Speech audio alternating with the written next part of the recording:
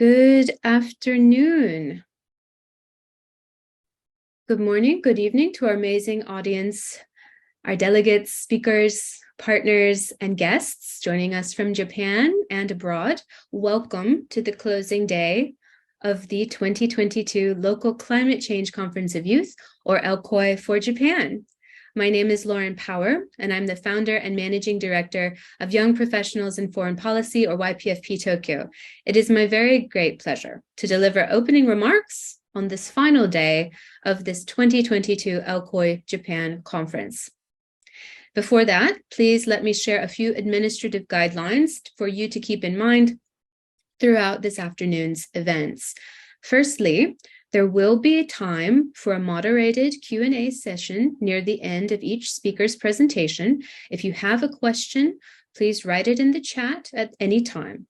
When we reach the Q&A portion of our event, the session chair will be happy to direct any questions in the chat to our speakers. Secondly, we ask that all audience members please kindly keep their microphones muted and their videos off during the event. Finally, please note that speakers for this session may choose to present in Japanese or English. When possible, we will offer simultaneous interpretation from Japanese to English and from English to Japanese.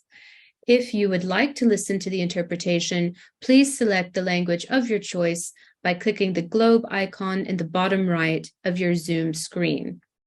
Please note that this feature may not be available if you are accessing today's events using your mobile device or if you are not using the latest version of Zoom software. Also, you may choose to activate the automatic captions function. We thank you for your kind attention to these points. Now, for those of you who have been with us since the beginning of our opening day, some of what I'm about to say may seem a bit familiar to you, but I know that we have gained many new registrants as a result of our excellent speakers and programming this week. And I want to make sure to share with our newcomers everything that I have already shared with our early supporters. To begin my opening remarks, let me start by saying a few words about YPFP Tokyo, the organization hosting the LCOY Japan Conference. We are a youth-led, youth-focused, and entirely volunteer-run NGO. We are a part of an international network with over 20 years of experience building the next generation of foreign policy leaders with sister branches in North America and Europe. As the founder of YPFP Tokyo branch, I'm proud to bring the incredible opportunities and benefits of this global organization to our members, friends, mentors, partners, not only in Japan, but across Asia. Since starting YPFP Tokyo about 1 year ago, I have been so very fortunate to be joined by a talented and dedicated international team of young leaders, members, and friends. And together, we have done great work.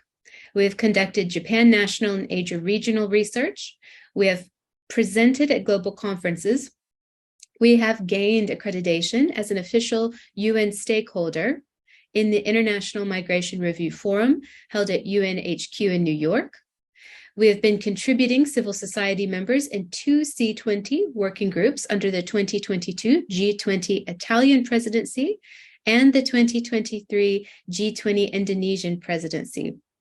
We have partnered with other NGOs, IGOs, government representatives, and other entities to successfully launch an ambitious program of public events on a variety of foreign policy topics, which we have facilitated in both Japanese and English. Throughout all our work, we have championed our principles of building platforms and communities of trust, where we foster international, intergenerational, and inclusive co-leadership on the most pressing topics affecting our world today. I am incredibly thankful to the members of my leadership team for your hard work, creativity, dedication, and good faith in coming with me on this journey. This week, YPFP Tokyo marks its 1-year anniversary, and I can think of no better way for us to have celebrated this occasion than to have come together with all of you for the 2022 LCOY Japan Conference, where we have amplified the voices of youth in leading positive change on climate and sustainable development, the greatest challenges of our time. In this sense, our week-long 2022 LCOY Japan Conference has not only been YPFP's largest event to date, but perhaps our most significant as well. By this point, on our final day, I believe that most of you are now quite familiar with what LCOY is. As a reminder, the UN Climate Change Conference of Youth, or COY, is an event under the banner of UNGO, the official youth constituency of the United Nations Framework Convention on Climate Change, or UNFCCC. COY precedes and contributes to the annual UN Climate Change Conference, also known as the Conference of Parties, or COP. Next month, the 27th COP and the 17th COY will be held in Sharm el-Sheikh, Egypt. YPFP Tokyo was awarded the official United Nations endorsement to organize and host the local Conference of Youth for Japan, leading up to COP27 and COY 17, with the mandate to produce the National Youth Statement for Japan and to support young people in and interested in Japan in their aspirations and ongoing work in climate and sustainable development. To deliver on this mandate, YPFP Tokyo and I were guided by our organization's principles. We are international, intergenerational, and inclusive. For our 2022 LCOY Japan Conference, we welcomed more than 50 organizations as partners and supporters and featured nearly 80 speakers from around the world. Our keynote and panel speakers include experienced experts celebrating a lifetime of achievement and dynamic young leaders in their 20s, all doing incredible and inspiring work in their fields. To undertake the task of planning and producing this week of events, we recruited an LCOY steering committee of 17 dedicated people from across 8 different countries. To drive the drafting process of the youth statement for Japan, we welcomed 25 brilliant youth delegates between the ages of 18 and 34, with the majority already holding active climate leadership roles in Japan. Finally, to include more artistic voices, we launched our Climate Creative Competition, which was open to people of all ages from around the world and produced some remarkable submissions, which you can view in the gallery displayed on our YPFP Tokyo homepage. And today, we will hear from 2 amazing representatives of that competition, who we've selected to present about their creative vision for Green Japan. The outpouring of interest and support that we have received for this LCOY Japan Conference and for young people in Japan who are invested in climate and sustainability has been overwhelming. It has been inspiring and moving to connect with so many people who have willingly given their time and energy in the spirit of our conference theme, Green Japan, co-designing a shared future with youth. On behalf of YPFP Tokyo, I give my most sincere thanks to everyone who has made this possible. I'd like to give special thanks to our speakers, partners, and supporters, to Tristan Norman and our LCOY steering committee members, to our youth delegates who have put in tremendous effort these last weeks in researching and drafting our National Youth Statement for Japan, and to all those who have registered and been part of our 2022 LCOY Japan Conference. To open our final day, I would like to repeat some of the thoughts I shared at the start of our conference. There are no neutral parties in this climate crisis, either by intent or ignorance. So long as each of us has life and agency, the choices we make will help or hinder. To be aware of that is a heavy burden, but it is also the first step in driving positive change. It means that every single one of us has a part to play. How are you going to help today? I believe that the fact that you are all here at this conference today means that you want to help, and that is a very good start. Take your good intentions and back them up with actions and accountability. Educate yourself and others. Be a leader who models good behaviors while doing so in a way that draws others to your cause. To adapt and overcome the challenges we face in this climate crisis, we need helpers from every sector, every country, every income level, and every age, and we need their commitments for driving positive change today. Alone, our individual actions may not seem to matter, but together, in solidarity, and with strong communities to support us in our journey, we can change the status quo. Believe it. At this LCOY Japan conference, we acknowledge and applaud those that are helping. We celebrate and support the education and knowledge sharing contributions from our speakers and partners. On opening day, I challenged each of us to strengthen our good intentions and form new pathways for positive action by the end of this week's events. Have you decided how you are going to help? If you are still considering your answer, then you are in luck. Today, we have an impressive lineup of young leaders and changemakers who will present their stories, ideas, and motivations with you, and I know you will feel inspired.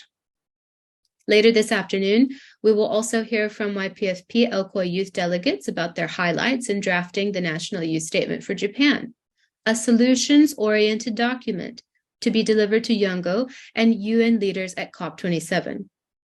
At YPFP Tokyo, we are committed to carrying forward the international, intergenerational, and inclusive connections and collaborations we build with all of you here into our ongoing programming on climate and sustainable development.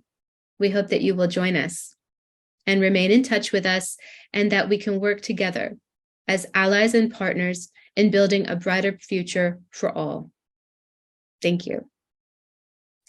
Now, without further ado, please let me introduce the chair for our next session, Mr. Helix Lowe. Helix is a member of YPFP Tokyo and also part of our leadership team. Helix, over to you. Thank you, Lauren. Hello, everyone. We are so happy to have you with us for the 2022 LCOY Japan Conference hosted by Young Professionals in Foreign Policy Tokyo. My name is Helix Lowe, and I'm a member of YPFP Tokyo's steering committee for LCOY Japan. It is my pleasure to be your chair for the following session. Before I introduce our speakers, please let me share a few reminders with you. Again, keep in mind throughout this event, especially for our newcomers. Firstly, there will be time for a moderate question and answer session near the end of the event. If you have a question, please write in the chat at any time. When we reach the Q&A portion of our event, I will be happy to direct any questions I see in the chat to the speakers. Secondly, we ask that all audience members kindly keep their microphones muted and their voice off during the event. Finally, please note that speakers for this session may choose to present in Japanese or English. When possible, we will offer simultaneous interpretation from Japanese to English and vice versa. If you would like to listen to the interpretation, please select the language of your choice by clicking the global icon in the bottom right of your Zoom screen. Please note that this feature may not be available if you are accessing today's events using your mobile devices, or if you are not using the latest version of Zoom software. Also, you may choose to activate the automatic caption functions. We thank you for your kind attention to all these points. Without further ado, I will move on to our speakers. All our LCOY Japan speakers are outstanding experts, activists, and leaders in the fields of climate and sustainable development. And I'm especially excited to introduce the keynote speaker of this session. Our first keynote speaker is Yuka Natori. Yuka Natori is the co-founder of Media is Hope, an NGO dedicated to increasing awareness of such issues in the mainstream Japanese press. In 2019, after learning about the reality of climate change, Yuka left the public sector to become a social worker. Through her work, she has helped launch environmental activism, communities, and climate lobbying activities. Through these events, she realized that the importance of working with the media to solve climate change and launched Media in Hope in 2021. Yuka is currently working with 54 members to support the climate change reporting in Japan. Yuka Natori-san, please go ahead. Yuka-san, どうぞ。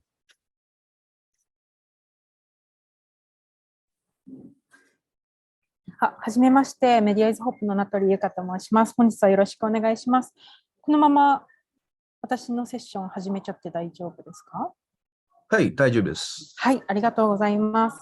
ではよろしくお願いします。画面共有からさせていただきます。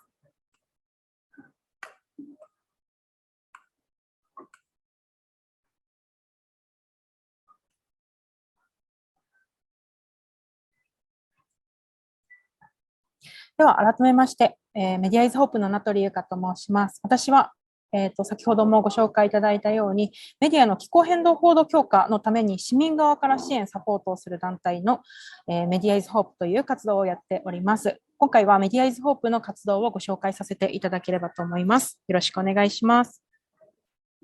では先にチームメンバーからご紹介させていただきます。チームメンバーは北は青森、南は沖縄、海外は、ポーランドや台湾、フランスなどからも参加している現在55人のメンバーで活動をしております。ここに書かれているように様々なバックグラウンドを持った10代から40代の世代で幅広い世代で活動しています。では、メディアイズホープの具体的なご紹介をさせていただきます。メディアイズホープとは、私たちはですね、気候変動を止められる最後の世代と言われており、1.5 度目標を達成して解決に向かうためには、気候変動の正しい知識を国民の共通認識にする必要があると考えています。それを実現するためには、メディアの力が必要不可欠であり、それを実現するメディアが希望だというところで、メディアイズホープという名前をつけて活動を始めました。私たちメディアイズホップはメディアの気候変動報道を強化するために視聴者や読者という立場で支援や連携を行い、スポンサー企業ですとか専門家などのステークホルダーの橋渡し役を担います。気候変動報道というのはそれぞれの立場の人たちが独立している状態ではなかなか難しい現状にあります。なので気候変動を報道したいと思っているメディア関係者やそれをサポートしたいと思っている企業、そして私たちのような気候変動報道を強く願っている視聴者や読者という立場がまずは競争関係、強い競争関係を築く必要があると考えています。そのためのプラットフォームを作っているのがメディアイズホープの活動になります。この3つの三角形の連携を強化するために様々な活動を行っています。ビジョンとして掲げているのがメディアを作る側も選ぶ側もお互いに責任を持ち、公平で公正かつ自由なメディアと持続可能な社会の構築というところをビジョンに掲げております。メディアを作っているのはメディア自身だけではなくて、それを求める私たち自身でもあります。私たち視聴者も気候変動のような大事な報道にトライするメディアをしっかりと選ぶこと、応援していく必要があるため、このようなビジョンを掲げました。これまでの活動実績ですが、私は2020年頃からメディアへの活動やアプローチ、研究を始めました。2021年にチームとして発足しています。それからたくさんのメディアの関係者の方にヒアリングをさせていただき、メディアの課題や可能性について研究してきました。だからこそ、私たちのような読者や視聴者という立場でできることがたくさんあるということを知ることができました。これまでメディア向けの勉強会を開催したり、クラウドファンディングで私たちのチームだけではなく、多くの人が気候変動報道を求めていることを可視化させたりしてきました。そして先日 1.5 度の約束という多くのメディア連携キャンペーンに対し、連携と応援の記者会見を行いました。こちらがその様子になります。この記者会見には、テレビ、新聞、ラジオ、ウェブメディア、雑誌という様々な媒体からメディア関係者にもご登壇いただき、これからの気候変動について、ディスカッションを行いました。そして、現状イニシアチブを取るメディア関係者の皆さんと、さらなる報道強化のための連携、連帯の強化を誓い合いました。こちらは YouTube でご覧いただけますので、メディアイズホープで検索してみてください。私たちが最終的に目指す状態は気候変動を知っているというだけではなくて、気候変動問題の本質的な部分もしっかりと知っていて、行動変容ができる割合が日本全体の 50% 以上になることです。そのためにはメディアの力が必要で、メディアとの共同が不可欠であると考えています。そして気候変動問題や環境問題というのは目に見えにくい問題なので、自分ごとにすることや現実と結びつけることがとても難しい問題であると言われています。なので、実際の危機イコール、危機の認識ではなく、報道の量が危機の認識につながっていくと言われています。そして実際に氷河が溶けている様子や白クマが瀕死状態にあること、日本では干ばつや森林火災を見る機会がとても少ないので、メディアでの映像による露出っていうところが認識に本当に大きな影響を与えます。なので、受動的に見る機会の多い、テレビの影響は特に大きいと考えています。では、それぞれ気候変動報道に対していろんなアプローチの必要があるんですが、そこに対して各チームそれぞれで活動をしているので、一部ご紹介をさせていただきます。まず一つ目が気候変動クラスです。メディアの皆さんはですね、本当に様々、日々いろんなニュースを扱わなければなりません。なので、できる限り短時間で端的に気候変動の現状、課題、解決策を学べる勉強会を定期的に開催しています。これ以外にも突発的にインプットの必要な機会には専門家を招いての勉強会も開催しています。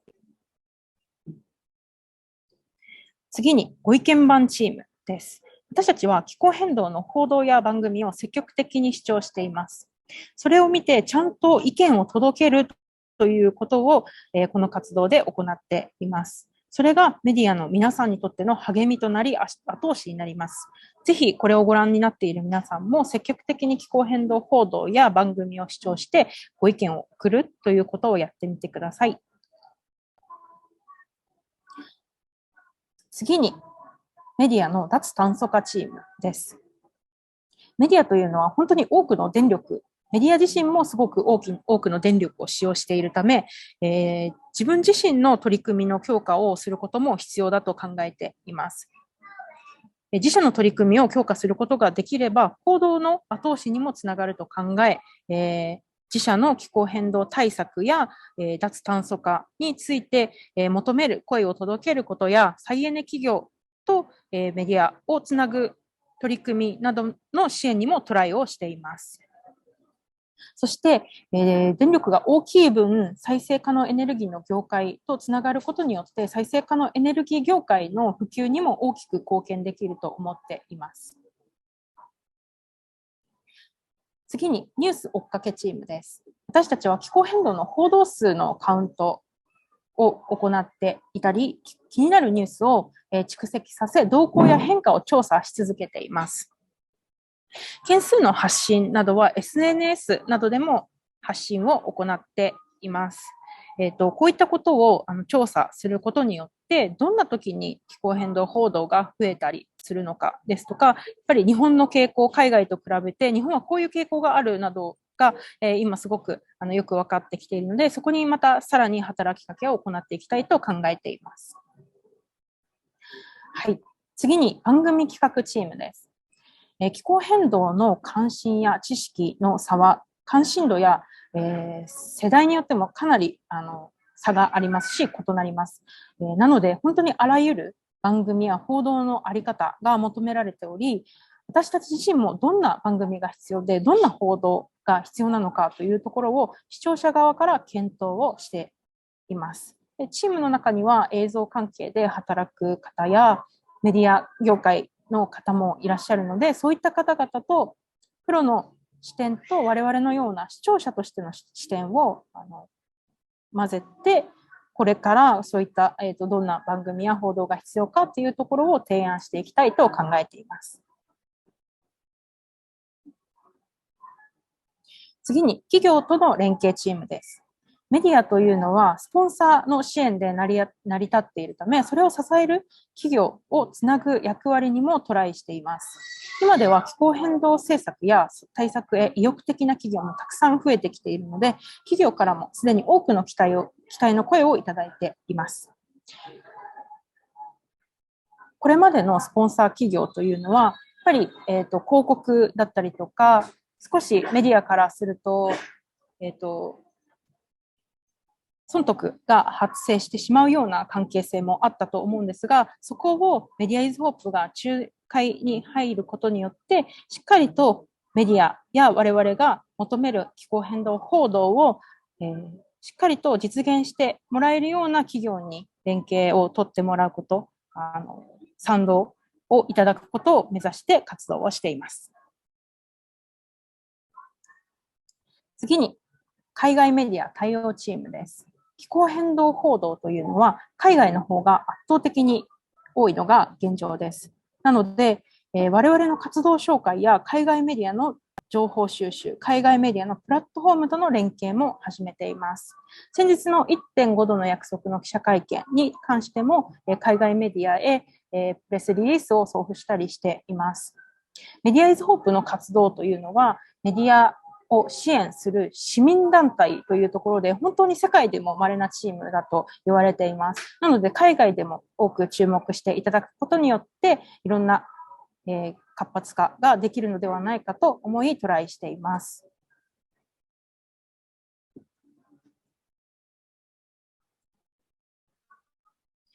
最後になりますが、メディアイズホープが大切にしていることをご紹介させていただきます。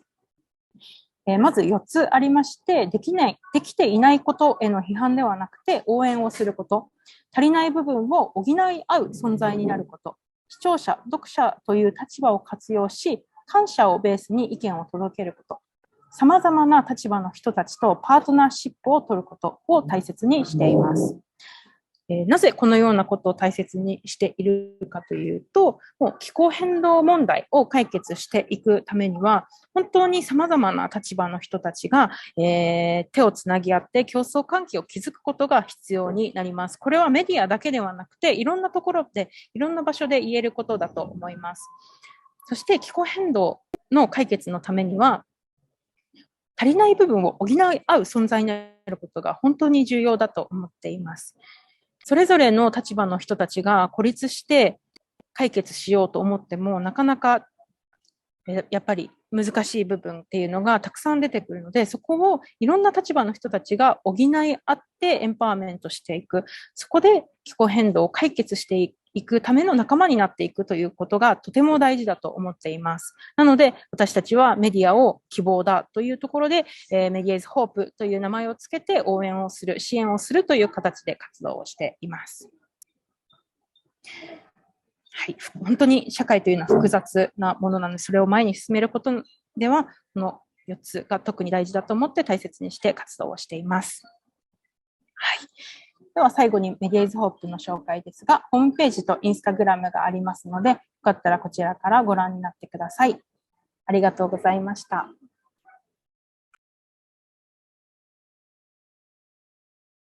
Thank you very much for your presentation. If any audience have any questions, please raise up in the chat room and I will direct to the speakers. If not, maybe I could ask some questions. I'm taking this opportunity to ask some questions. じゃあ、私からちょっと質問があります。今日本の中で若者が一番関心もしくは興味が持っている気候変化のテーマで、もしくは議題とかありますか？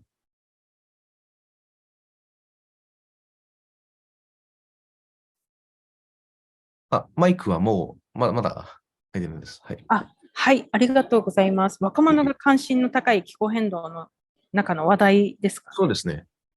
なるほど。ありがとうございます。いや、でも本当に若者と言ってもですね、かなり本当に関心度の幅が広くって、なかなか一概には言えないんですが、やっぱりその1.5度目標の部分はすごくセンシティブに考えている、受け止めている若者がすごい多いですね。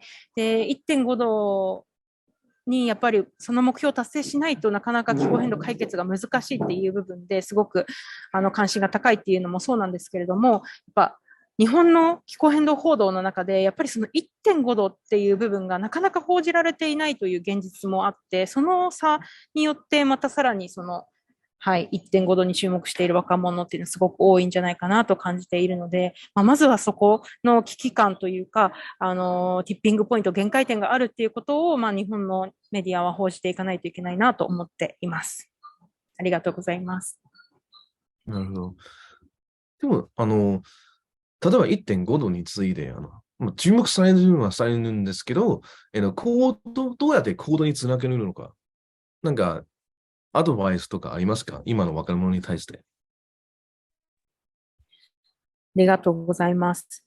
若者に対して行動を促すっていうのは、なかなかそこもやっぱり難しい部分もあるんですけど、いろんなことを本当に考えていて、まずは今活動している人たちを取り上げる、もっともっと身近に感じてもらうっていうことが必要だなと思っているので、これから気候変動ごめんなさい、気候変動活動をしたいと思っている若者の皆さんは、今すでに活動している活動家の若者たちをまずはフォローするっていうところがすごく大事かなと思っているのと、メディアという視点でお話しさせていただくと、若者っていう切り取られ方がすごく、強いなと感じていて、若者だから活動しているとか、若者の声として、メディアに露出することがすごく多いので、そうするとですね、若者だからやっているものっていう認識が強くなってしまって、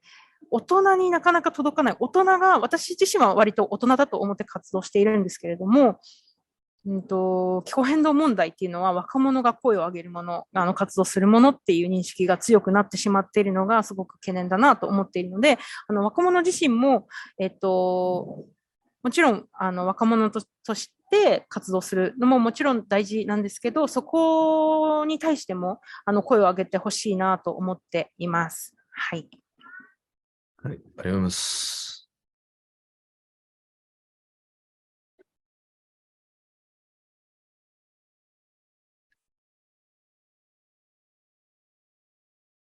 他質問ある方ありますか？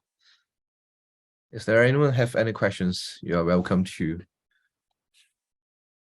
give away your question to us. To take the opportunity, ask Miss Yuka.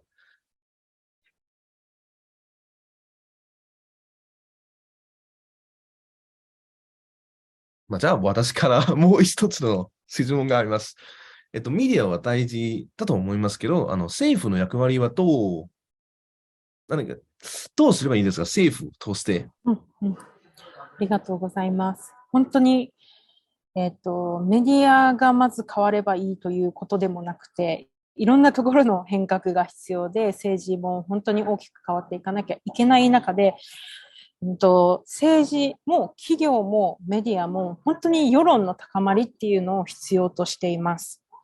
なので私たちはまずはまずは、最初にも申し上げた通り、気候変動の本質的な部分の知識を高めるというところでメディアの力が必要だと思ってメディアには働きかけているんですけれども、本当におっしゃるように政治や企業、大きなところが大変革をしていかなければなりません。なので、同時に、世論の高まりと同時にそこに働きかけていく必要があるので、本当に皆さん役割分担をはっきりとさせて、政治、企業、メディア、本当に大きなところに働きかけていくというところが必要だと思っています。ただ、世論形成っていう部分が本当にまだまだ乏しいのが現状でありますので、まずはそこに働きかけるというところでメディアとの共同を、しています。なので、そこの先に政治だったりとか政策の変換っていうところを見越してやっています。2030年までに CO2 を半減しなければいけないという状況があるので、本当にこの1年、2年で大きな政策が議論されるというところまで持っていかなければなりません。なので本当に時間がない中で、世論、投票、選挙っていうところを巻き込んでいくためにメディアとの共同が必要だと思って活動をしています。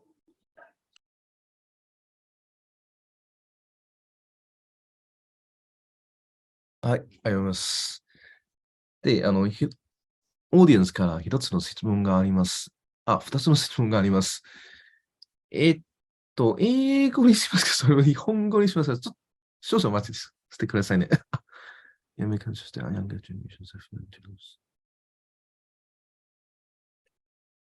あ、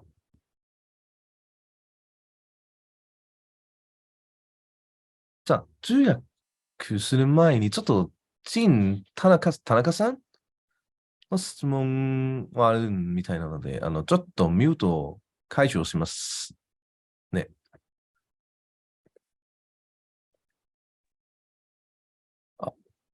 Lauren, can you unmute 田中さん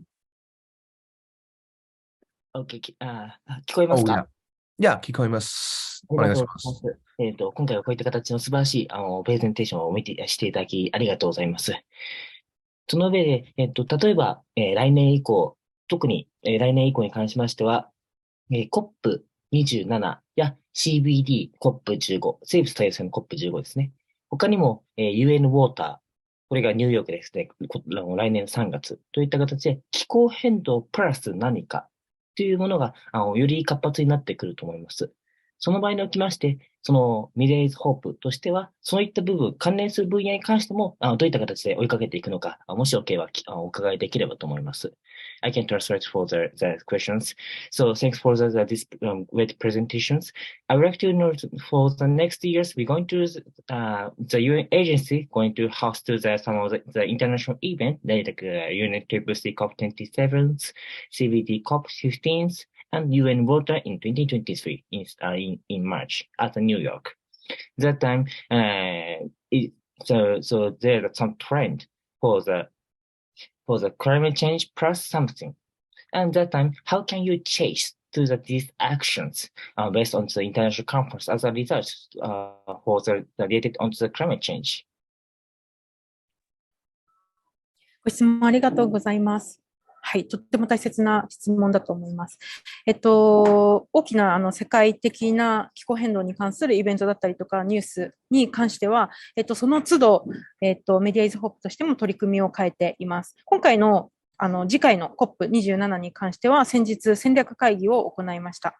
これは、COP に行くメンバーもそうですし、環境活動家ですとか、あとは本当にメディアの方々、行かれる方も行かない方にも、ご一緒に参加していただいて、どこで報道を増やすかだったりとか、どういった取り組みをしていくのかっていうところを議論しています。なので、本当に世界的なイベントやニュースの時には、その都度メディア関係者に集まっていただいて、報道や記事につなげてもらうという活動をしています。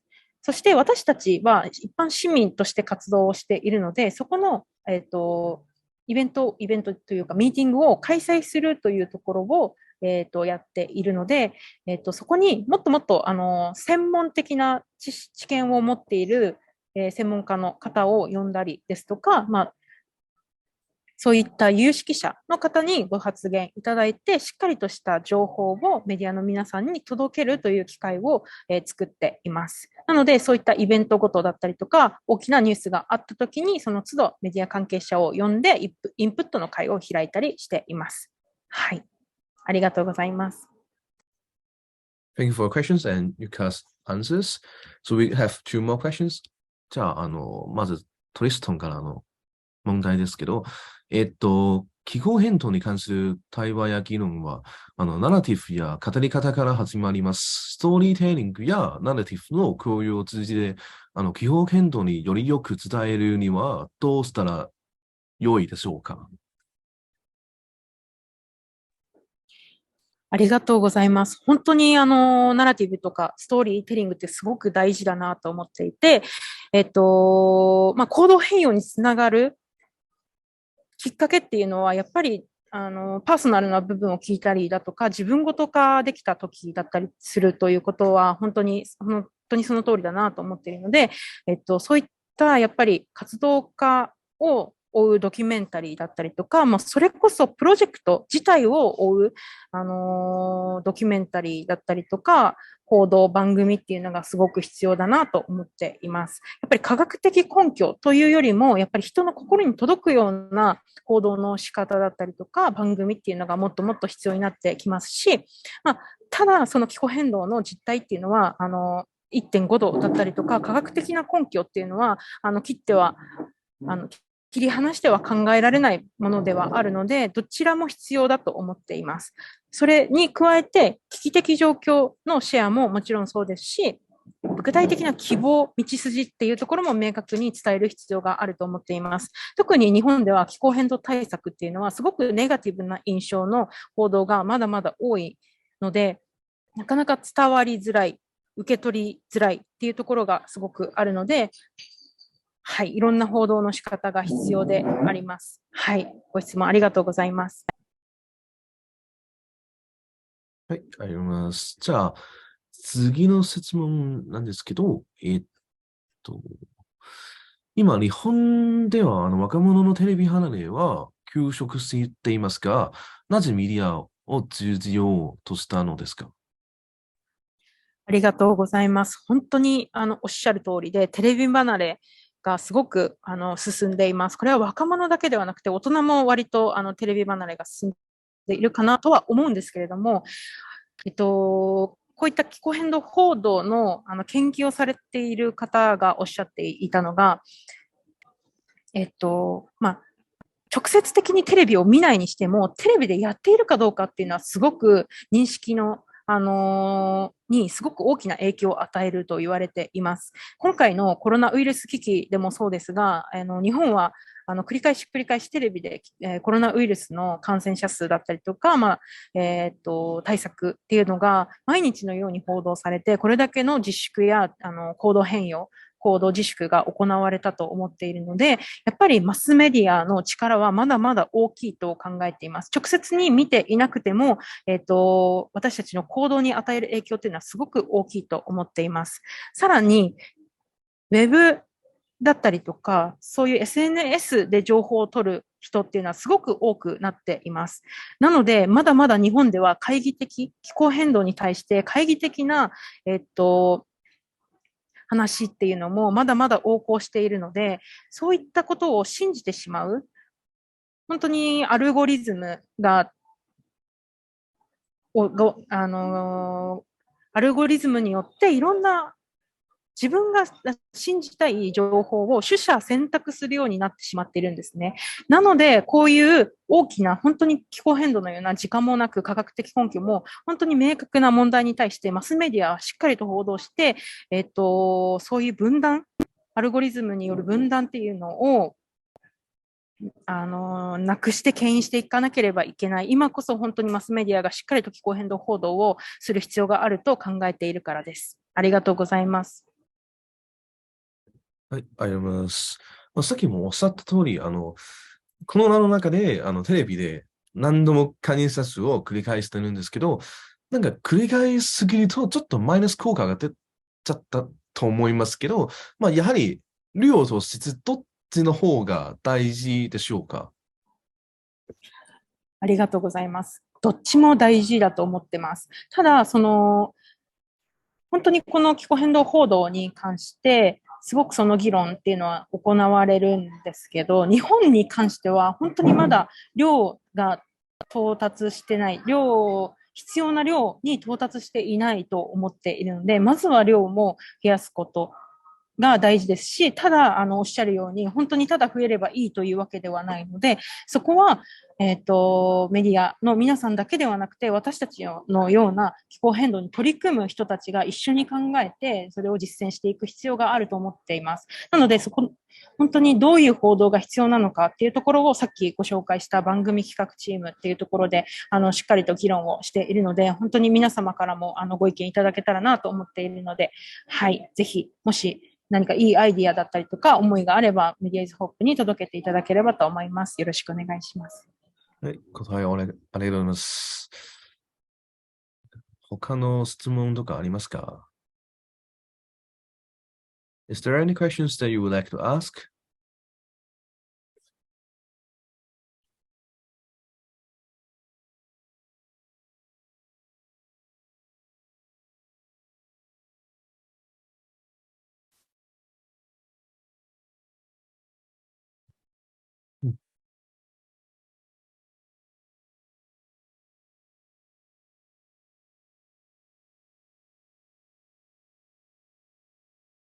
じゃあ、私がもう一つの質問があります。日本の政治家に関することなんですけど、やはり今の政治家、日本の政治家で、環境問題や気候変動の問題について関心が持っている政治家は少ないですか？そうですね、政治家に関しても、世論と同じくらい関心が低い人、低いと思います。ただ、本当に、ここ1、2年でものすごく高まってはきてはいます。ただ、やっぱり選挙というところで、気候変動や環境問題を掲げても、なかなか票につながらないという現実があるので、そこをどう払拭していくかっていうところがすごく大事だと思っています。なので、やっぱりメディアの報道っていうのはすごく重要になってくると思っています。はい、あります。じゃあ、もう一つの質問があります。えっと、若者の Go to good through media。今後メディアを通じて良いことをしていきたいと考えている若者たちに何かアドバイスとかありますか？あ、ありがとうございます。いや、本当にすごく大事なご質問だと思うんですけど、メディア自身、メディアのあり方っていうところも本当に変わっていかなければいけないと思っています。どんなところかっていうと、それこそ気候変動のような本当に危機的状況を正しく伝えるメディアっていうところですとか、それを本当に支えるような私たちのような市民っていうところがすごく重要になってくると思います。アメリカやヨーロッパでエンゲージドジャーナリズムという、形がすごく今注目を浴びていて、本当にメディアっていうのはジャーナリズムを確立するために、やっぱりアクティビズムとは距離を取らなければいけなかったりとか、政治的中立だったりとか、いろんな本当に気をつけなければいけないことはあるんですが、市民がそのメディアを支える、応援する、で意見を伝えるっていうことはすごくこれからジャーナリズムを確立してそれを持続可能にしていくことはすごく大事だと思っているので、メディアを、本当にまずは支えるっていうところと、あとはそうですね、メディアを通じて、して何かをしたいというところですが、メディアの人たちと一緒に番組を作るとか、メディアを本当に活用していくような取り組みが必要だと思っています。ただただ情報を届けるというところだけではなくて、メディアっていうのは教育だったり討論だったりとか、本当にいろんな社会を支える大事なインフラだと思っているので、そこに市民、特に若者として参画していっていただけたら嬉しいなと思っています。私もその架け橋になれるように、はい、活動を続けていきたいと思っています。はい、ありがとうございます。はい、あります。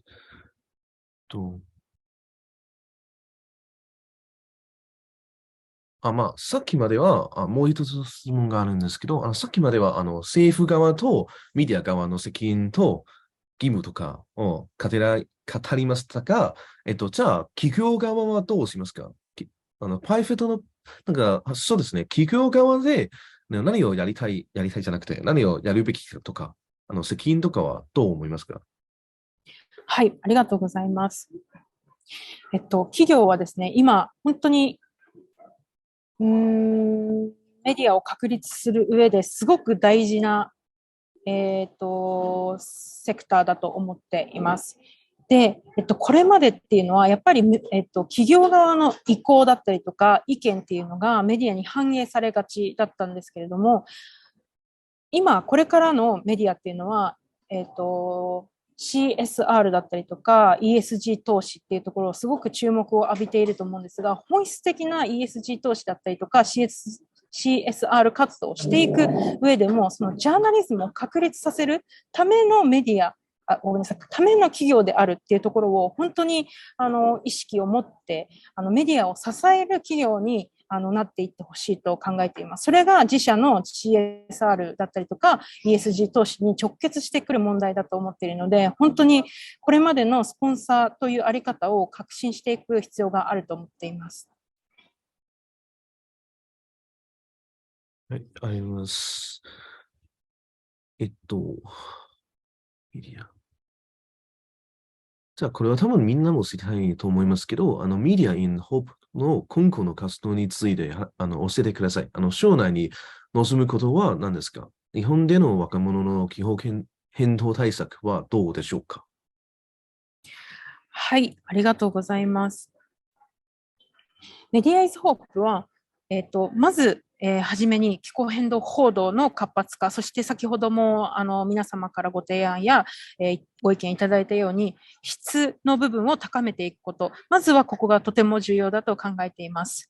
そこで、その先に、スライドでも紹介させていただいたように、国民の日本の社会の過半数の人たちがしっかりと気候変動の実態、本質的な部分をしっかりと認識して行動変容までつながっていく必要があります。なので、その行動の量や質っていうところを本当に高めていかなければなりません。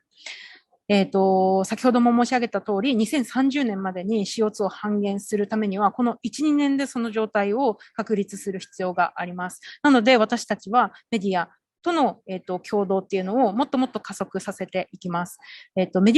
メディアの中でも環境ジャーナリストの会だったりとか、1.5 度の約束というSDGs メディアコンパクトという、SDGs をしっかり報道していこうと、名前を連ねている企業、メディアが今180社ほどあります。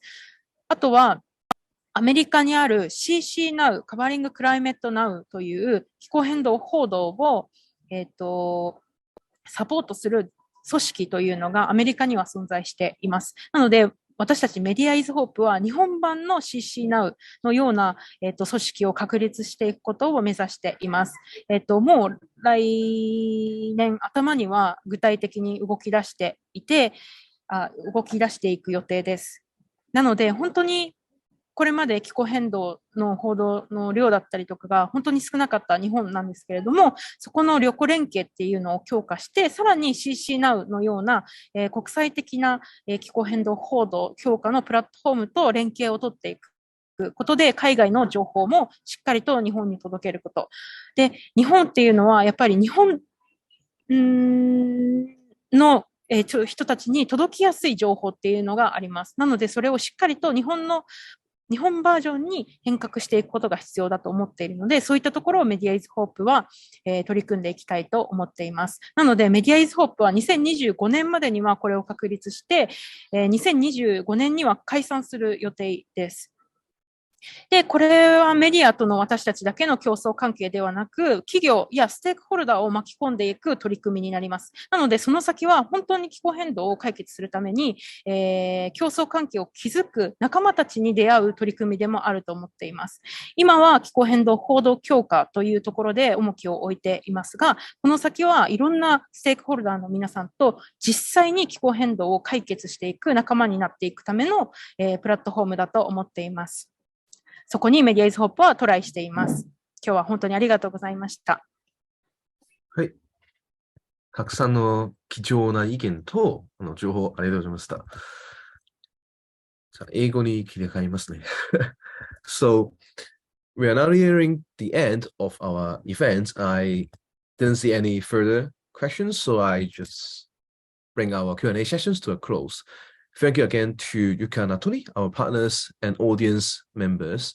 We would like to remind audience members to stay tuned for the remaining programming of our 2022 LCOY Japan Conference, brought to you by YPFE Tokyo. In the chat, you will see a link to the YPFE homepage where you can find links to our conference program and information on how to remain connected with YPFE Tokyo.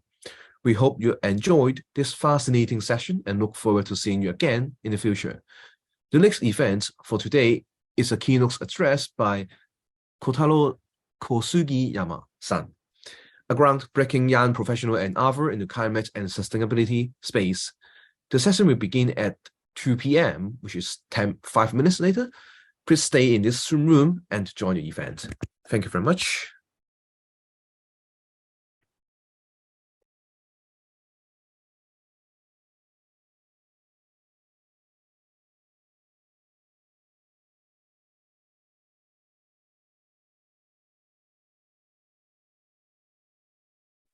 And while we are waiting, please let me introduce the chair of our next session.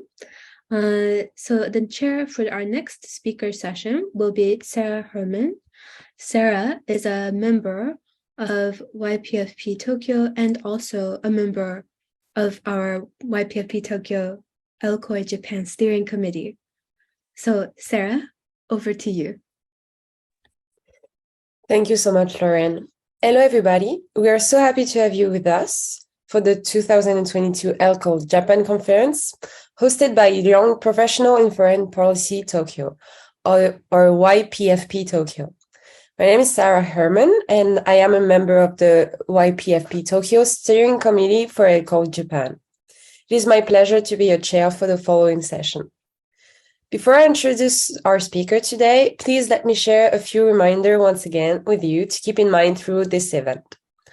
Firstly, there will be time for a moderated question and answer session near the end of the event. If you have a question, please write it in the chat at any time. When we reach the Q&A portion of our event, I will be happy to direct any question I see in the chat to the speaker. Secondly, we ask that all audience members kindly keep the microphone muted and the video off during the event. Finally, please note that speakers for this session may choose to present in Japanese or English. When possible, we will offer simultaneous interpretation from Japanese to English and from English to Japanese. If you would like to listen to the interpretation, please select the language of your choice by clicking the globe icon in the bottom right of your Zoom screen. Please note that this feature may not be available if you are accessing today's event using your mobile device or if you are not using the latest version of Zoom software.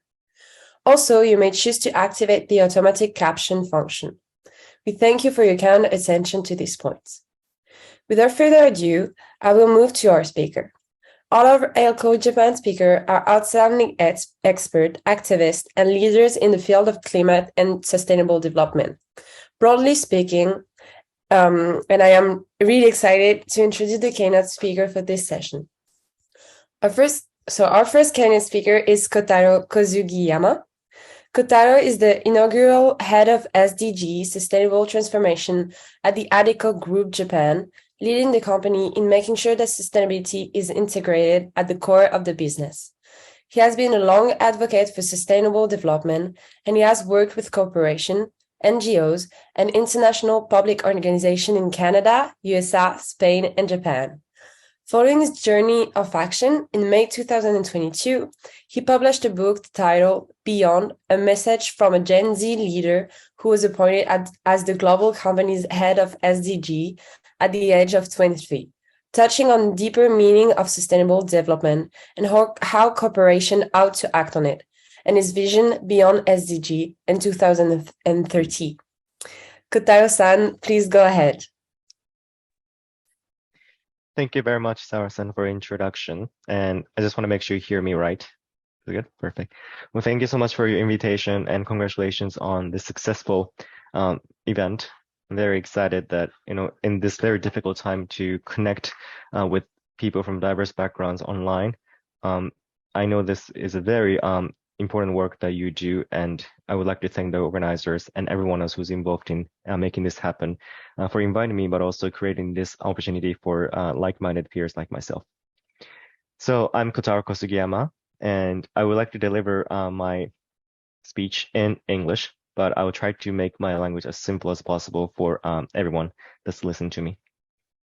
So I have the next 20 to 30 minutes that I understand. And since I'm taking your precious time on Sunday, I want to make sure this is something that's fruitful for everyone.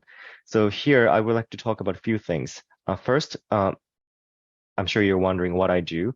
Head of SDG Sustainable Transformation. It sounds nice, but I would like to tell you what exactly that entails.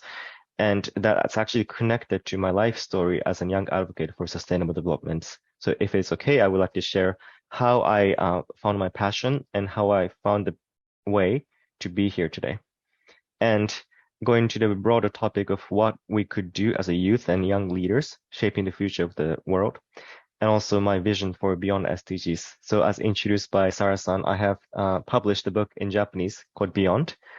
You may have seen a little poster on Tokyo Line over the summer because it was on the train for actually 2 months, quite a long time. But I'm hoping to get it translated to English in the future, but this is in Japanese. So I'm very excited to be sharing what I wrote, a little bit of what I wrote in English with you today. And finally, I would like to also share my vision for the more sustainable Japan.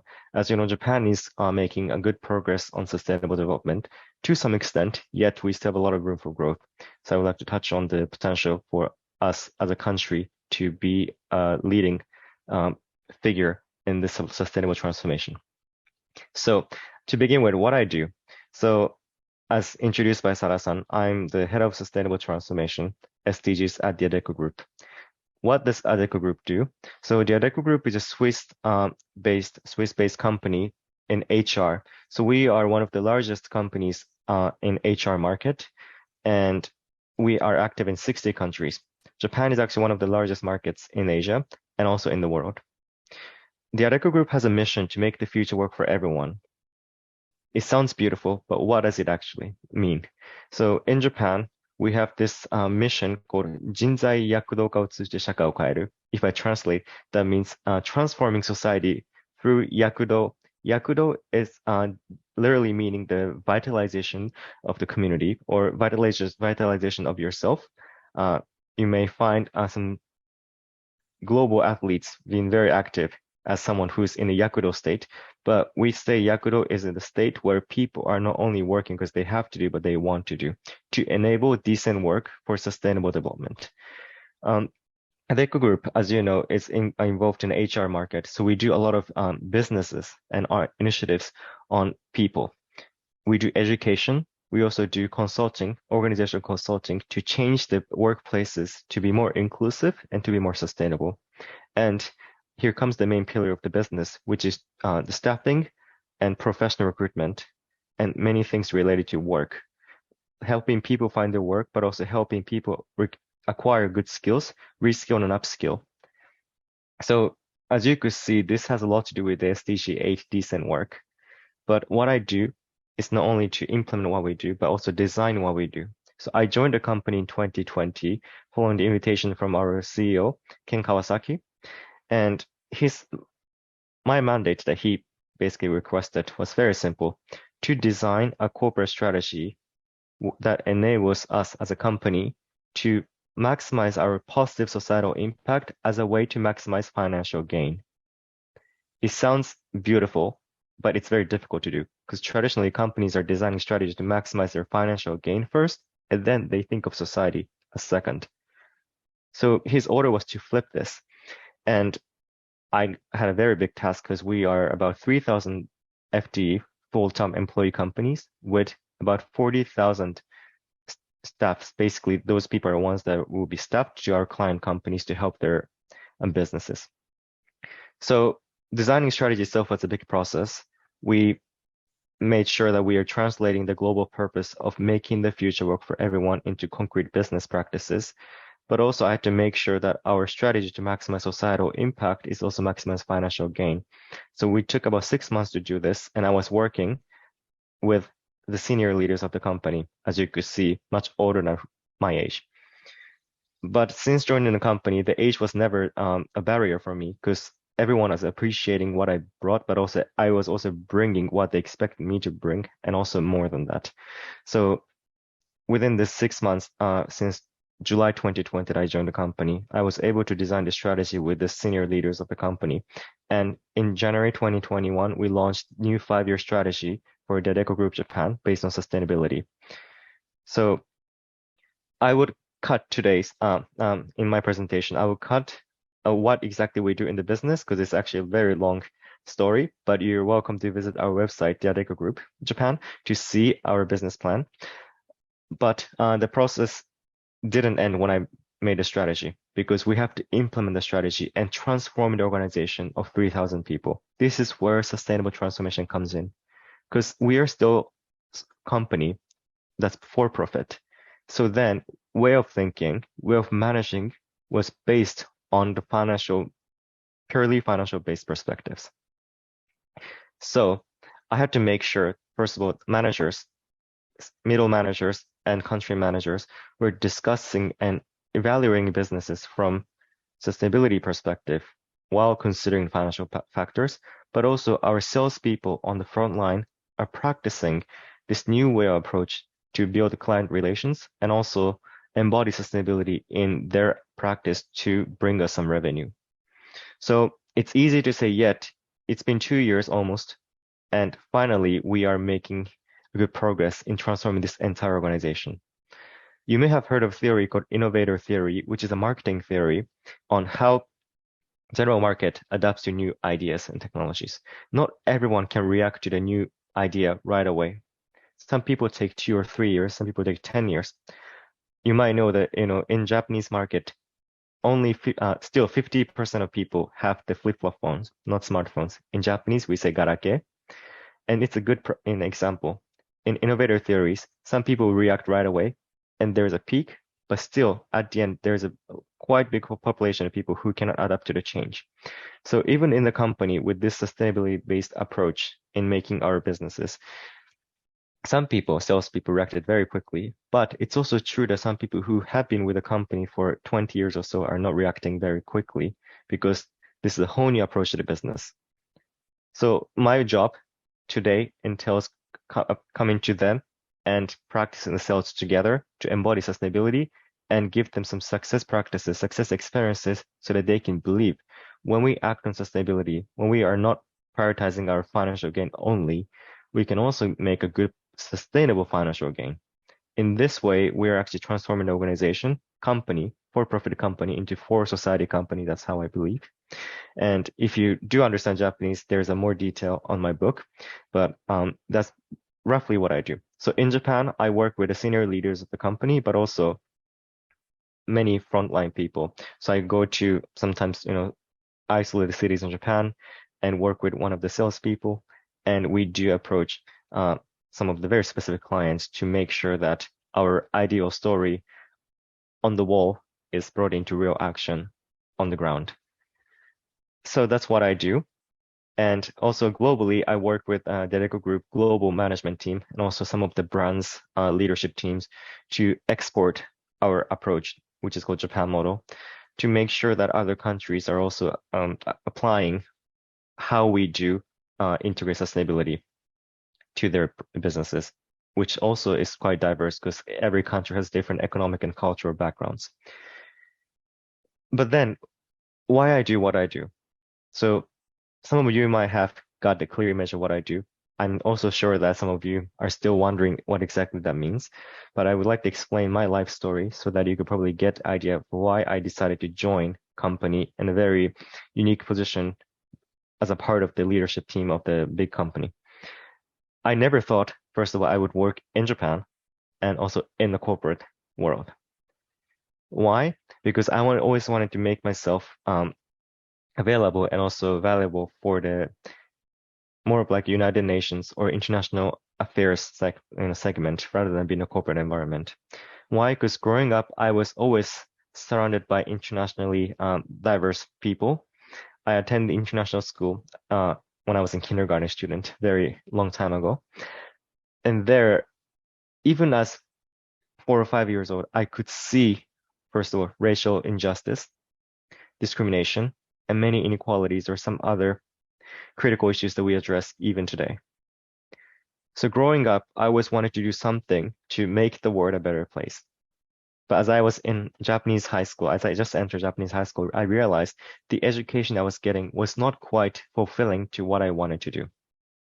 So I decided to leave Japan to attend UWC, which stands for United World College. It's an international boarding school that invites students from all over the world in one of 18 campuses. So I attended one in Canada. It's called Pearson College, UWC. Pearson stands for the former Prime Minister of Canada, Lester B. Pearson, who was the Nobel Peace Prize winner. And there I spent 2 years with 160 students from over 80 countries. So my friends are from Scandinavian countries who got one of the best education, or also a friend who never had a document proving his existence because he's been living as a refugee. Hearing his story of losing parents at refugee camp was very shocking to me because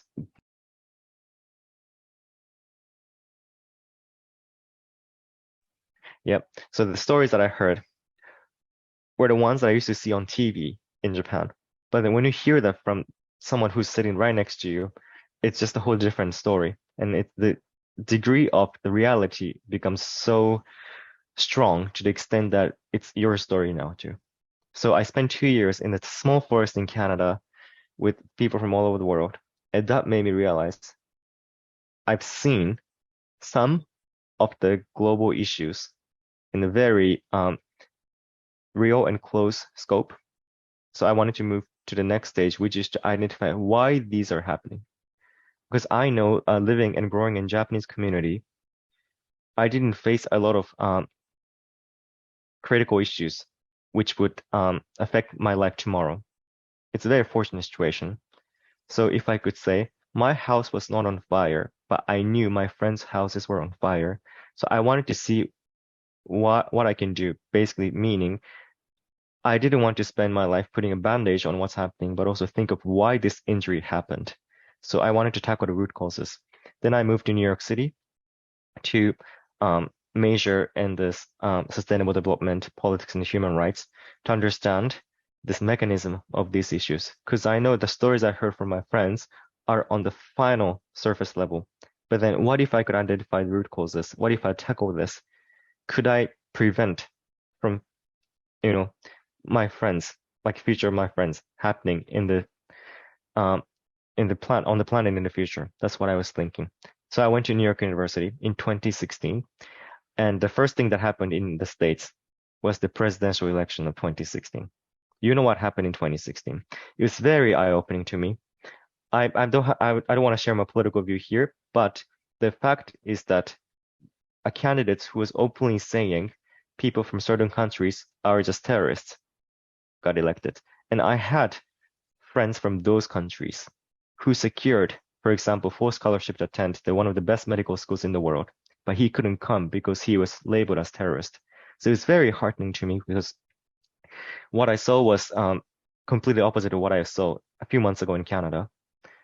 Then that woke me up to see one of the root causes of many societal issues that we see today. Is that we are so diverse, we can reach many people from different backgrounds, physically and virtually, with transportation systems development, but also with internet access to everyone. So then I was thinking, what if we can take diversity as a strength of community so that we can understand each other, even if we have different perspectives on one issue? And this connects to my time at the UN. When I was interning there with the Japanese government, I attended multiple meetings with all the member states. And we discussed one topic at a time in one meeting room, but there are 169 different opinions. For example, for women's rights, we're designing the statement to be published as the outcome of this conference. Then I see some countries discussing one adjective on the statement to say this is too strong, too progressive, and my government does not want this extent of commitment. But other countries are basically stopping it. So seeing this was very important to me because I was thinking, what if these people representing the countries are my friends from UWC? I could make the commitment and agreement much easier because we know each other as people before being the representative of the nations. So I realized that diversity and inclusion is one of the key elements to address all of the globally challenging issues. But then later on, as I studied more and more on sustainable development, I realized another key issue in our global society, which is the corporate action in sustainable development. So 2015 was the year that UN agreed on SDGs, and 2016 was the first year. And I was in New York City and I had a lot of interactions with UN at a time. So I saw a lot of corporate leaders from very famous companies that you would know coming to the UN HQ. And we had a session. I was invited as one of the young advocates. They say beautiful things on the stage, but then I realized if you look at their annual report, what they're doing, it's not purely reflective of what they said on stage. So they say beautiful things. They're committed to sustainable development. But if you look at it, they're still investing in, let's say, not so green initiatives. To make their revenue maximized, they have to maybe not care so much about human rights violations. So I saw contradictions because these corporate leaders are coming to the UN HQ, telling us beautiful stories and giving us passion and motivation to pursue what we can do. But on the back, the reality was a little bit different. So I was a little bit disappointed, but also I knew that if they're purely motivated to address sustainable development and really embody sustainable development, they wouldn't be doing what they're doing. So I studied a little bit more about the economic system and also business. And then I realized there's a simple law in economics that prevents this. If you look at the supply and demand curve, you will see for corporations to achieve the most efficient point, you would have to put the societal and environmental cost as marginalized cost, which would prevent you from achieving the most efficient point. So in today's society, in this economic system, essentially to address the humanitarian, societal, or environmental causes, you might need to give up on the most efficient, profitable point. And if that's the case, some corporate leaders will still be committed, yet I also knew that others are not that committed. Then I started thinking, is there a way for us to change this business model completely so that in the future, corporations' way to maximize their financial gain would be maximizing the societal value as a way to reach there?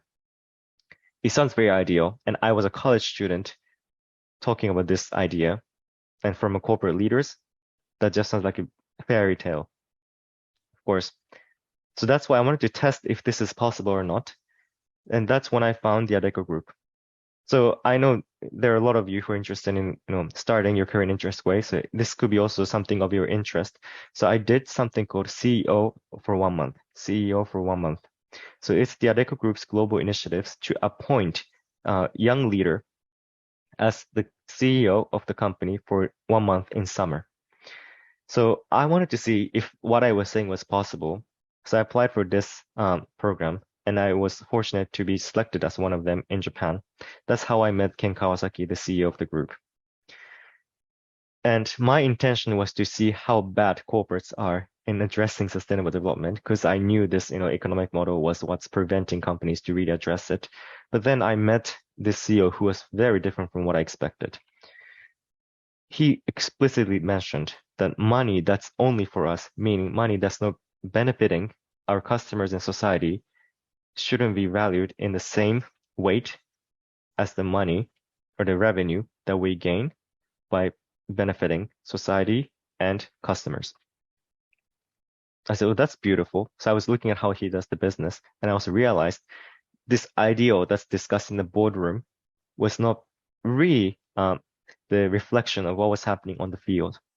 So within the 1 month mandate, I realized that there is a great ambition in the leadership position, yet the difficulty in translating that into concrete action on the business.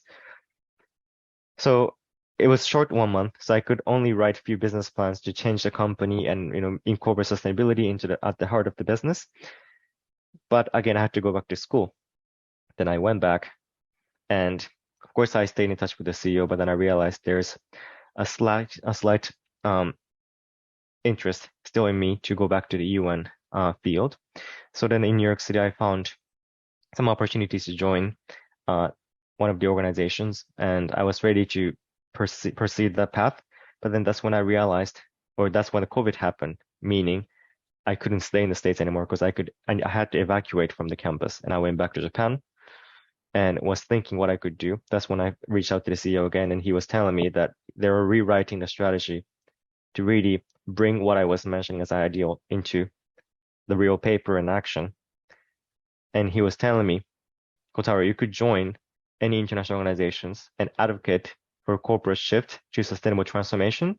But if you don't have a real experience, that's not really strong enough for us as real CEOs to listen to. So he was offering me a position so that I could make this real example of the corporations acting on sustainable development and maximizing their financial gain, which is good for society, meaning for not only for profit, but for society company. Then I joined, and that's what I'm doing. why did I spend this much time in explaining why I do what I do?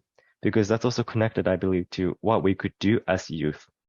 So at the UN or in different countries I lived in, I had numerous opportunities to work with non-youth or adults, or however you label them. And I realized there's an invisible wall between youth like us and today's leaders. Sometimes I would say this because I was one of the people who were feeling the same way.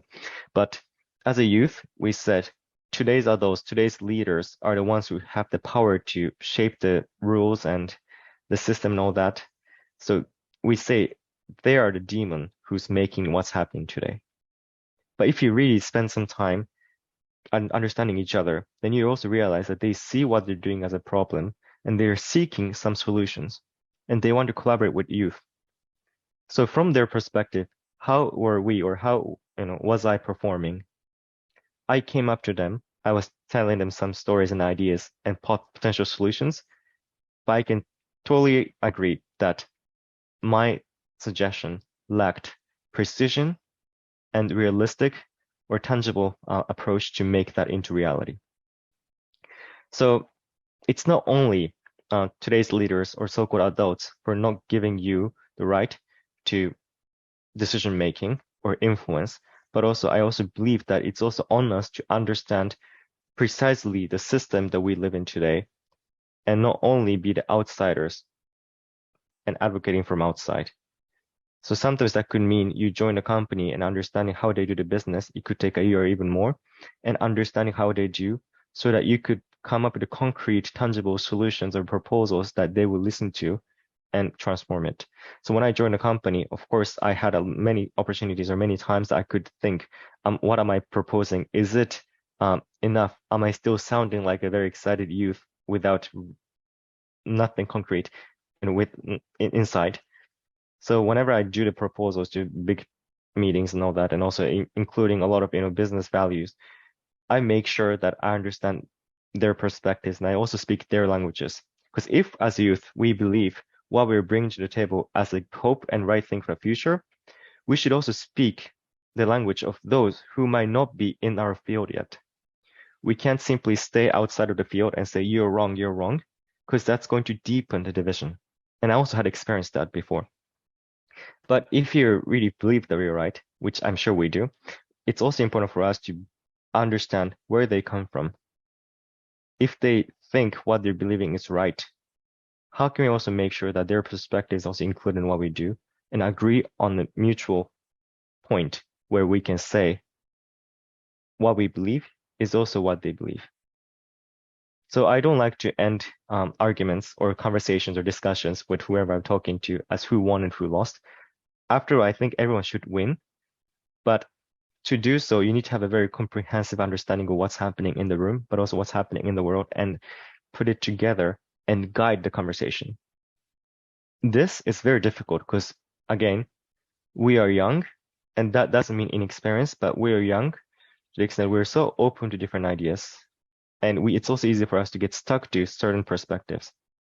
You don't have to agree with all the perspectives, but I believe it's also important for us to understand different people's perspectives and put them together or welcome them to your field. So that's what I learned. So that's, I think, what we could do as a youth. It could sound quite vague, but I believe that's a very good first step in anything we were doing. So going closer to the end, I would like to also share my vision for Beyond SDG. So the book I published in Japanese is titled Beyond, because it's my vision beyond SDGs and also beyond many other things. But I proposed this concept of comprehensive well-being as something that could replace sustainable development. So the world we live in has been formed by following the growth first, development. It's sustainable development today. But I think what we could do, it's not only quantitative and qualitative growth, but also the enrichment of everyone. That's why I say comprehensive well-being. This is a concept that entails well-being of 4 different categories. Well-being of individuals, well-being of organizations like corporations and different types of organizations, well-being of society, and well-being of the nature and the planet. For example, for the planet, as this conference is themed on the greener future, we don't really think of the well-being of the environment because our aim is now to become our negative impact to zero. But then once we reach there, how can we discuss the well-being of the environment? There is currently an argument of nature positive to say, let's define how we can actually envision the environment that's good for everyone.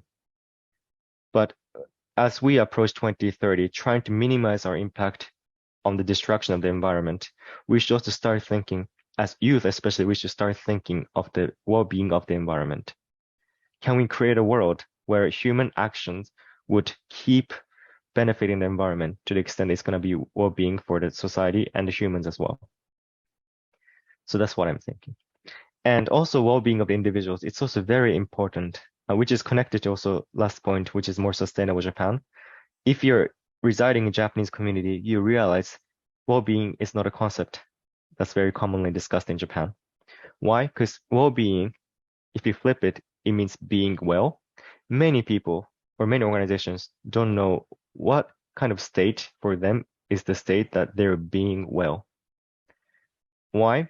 I think there is certainly a responsibility in Japanese education because they wouldn't teach you to pursue your vision or your core identity. You are kind of educated to be same or similar to others. And there's always this standardizing exams to score you by numbers. And that kind of drags you out from pursuing your own identity and your life vision. So to pursue your well-being, you first of all have to think of who you are, what your life vision is, and how you fulfill your life aspiration. So that first we can pursue well-being. And then for organizations like companies, I think this should be a place where individuals come together following their life visions and share that with the corporate or the organization visions. So the place organization well-being I define is that it's a place that everyone in the organization is fulfilled with their life aspirations and what they do in the organization. Today, for example, job, Japanese word for job is called shigoto, but shigoto is with the two Chinese characters, which means you're devoting yourself to someone or something. But if you come to the organization to achieve what you want to achieve, which would include your influence to the society, then if the vision is shared with the corporate vision and everyone else's vision, that organization will look completely different from how we see in the Japanese corporations today. So that's the well-being of the organization. In society, it's a larger extent. So individuals and organizations pursuing their own well-being would enrich the societal well-being. That's how I believe. And again, nature's well-being is what I explained in the beginning. So we still are in the world where we pursue growth, which is a quantitative increase, and development, which is a qualitative increase. And they together to be more sustainable, a sustainable development. But as we are very close to 2030, we only have 7 years and more left. We should think of what could alternate our aim, our goal.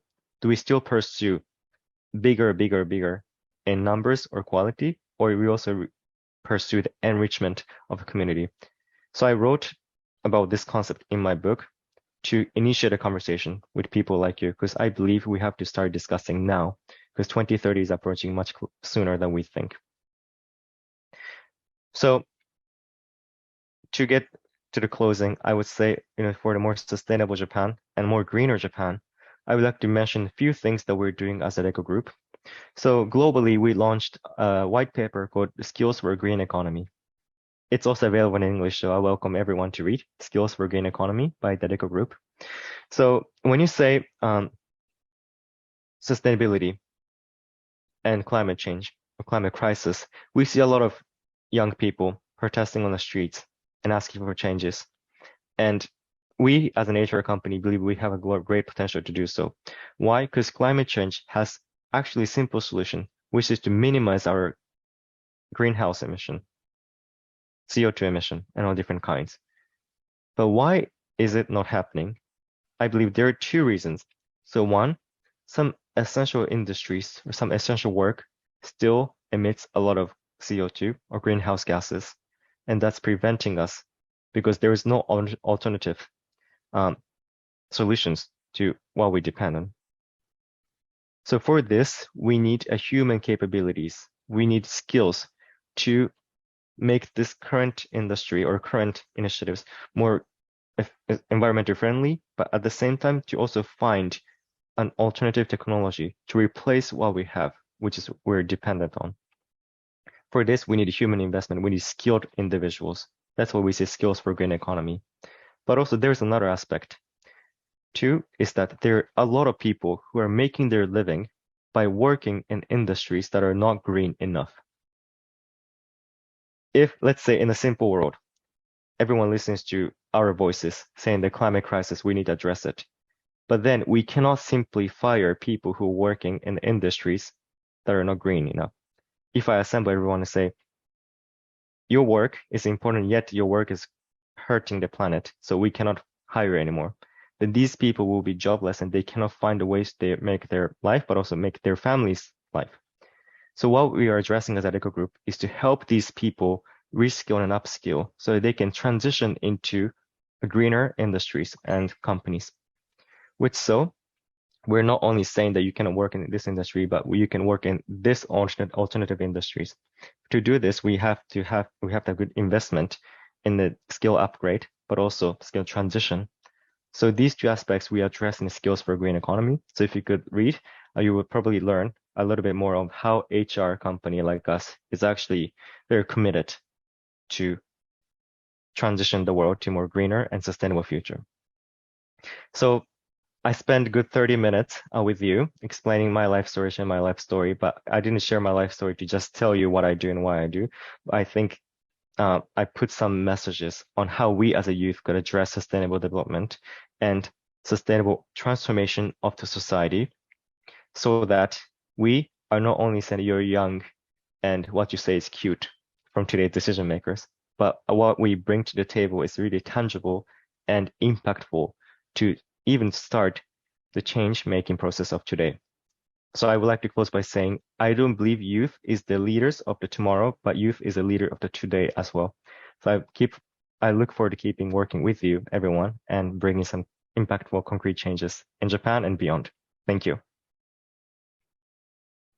Thank you so much, Kotaro-san. That was amazing. Thank you so much for sharing your thoughts and experience with us today.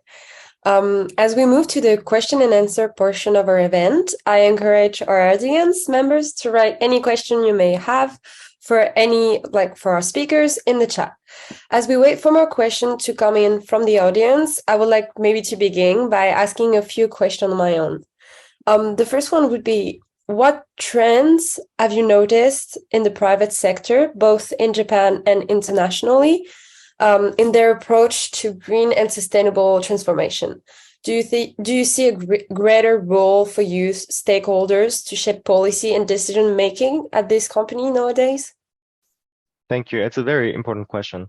And so I think there are a few roles that youth can play even today. So, youth could be a part of employees, part of customers, and part of investors.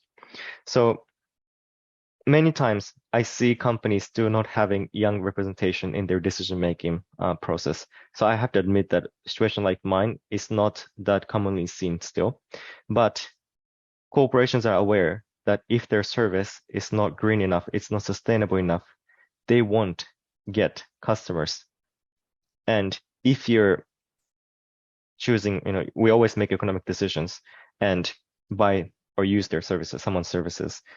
But if they know as a companies that they won't get this sustainable customer platform, meaning that your customer, even if they acquire the customers, but they will leave in a day or two, they cannot make the business. So that's an indirect motivation for companies to really become more sustainable. So that's, I think, one role that youth can play. And what is more prominent in Japan is that shinsotsu market, new grad market in the job field.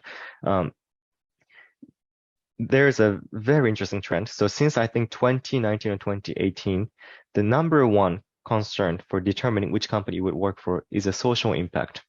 It's no salary, interesting enough. Maybe it's a reflection of the country's stability and economy, but many young people, even for us, but also for other companies, their question when they're in the final interview is that, what kind of social impact am I making?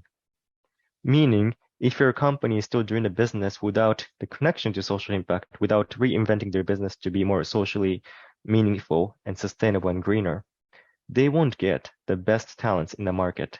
So again, this is another indirect motivation for the companies to transform itself. And also, third, this might not be that common as the first and second points, but if you're investing in companies, then as you know, ESG is a big trend in the investing because companies who are performing well from ESG aspects actually are also performing well in financial results. So investors who want to make the maximized return would not like to invest in the companies that is not good for ESG. And if you're young enough, but also if you're also investing, let's say in a little portion, for example, in the States, we have a lot of apps that you get to have like a few dollars invested every day. I also have some friends who are not investing in non-sustainable companies. For example, at NYU, where I'm from, there was a student protest towards the university to divest. Because NYU is not one of the most sustainable universities, yet we're still investing some of the fossil fuel companies. So we were saying that we have to divest. So we as an actual investors themselves or connected to the investors, we can also advocate for a shift. So these three factors are influencing corporations to be more sustainable.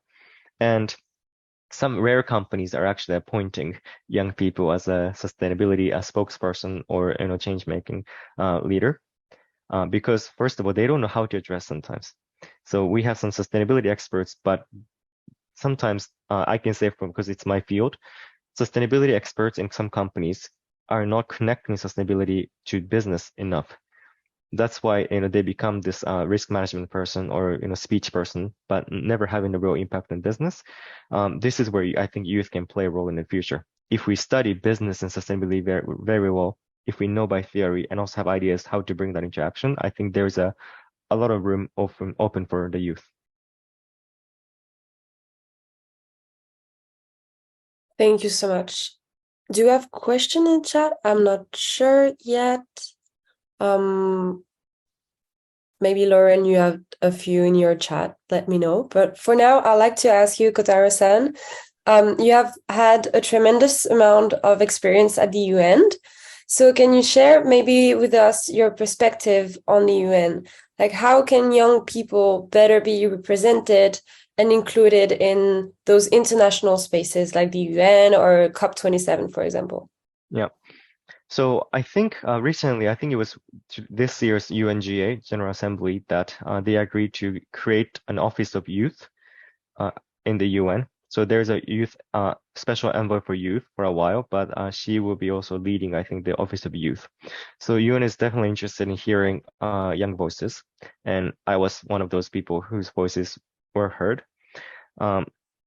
So first of all, if you have opportunities with the COVID, I think there are a lot of opportunities to join these conferences remotely so that you could join these opportunities for young leaders to come together and voice their concerns and thoughts. So there's a Secretary General office that's addressing the youth involvement, but also different UN entities like UNHCR, UNDP.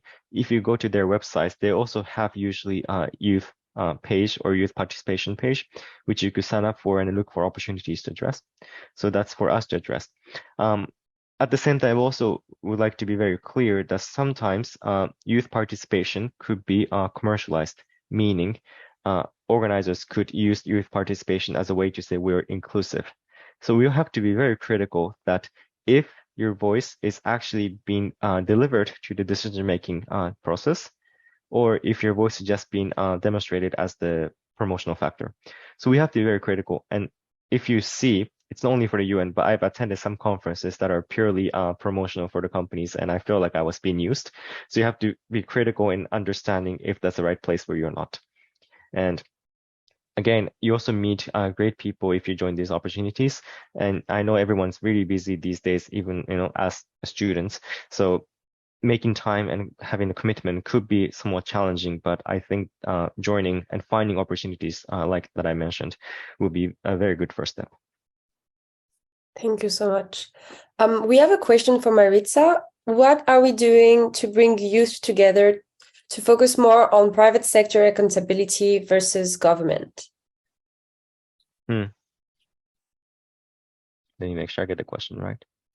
Right. I think first of all, there's a lot of different approaches by the governments. For example, some of you might know, but Canadian Prime Minister Justin Trudeau has youth council to himself. So I have some friends that are actually appointed as the special counselor for the Prime Minister as a youth. And I think this is a great approach by the government. Yet, for example, is it happening in Japan? No. And as you know, to get yourself involved in the political process is very challenging in Japan.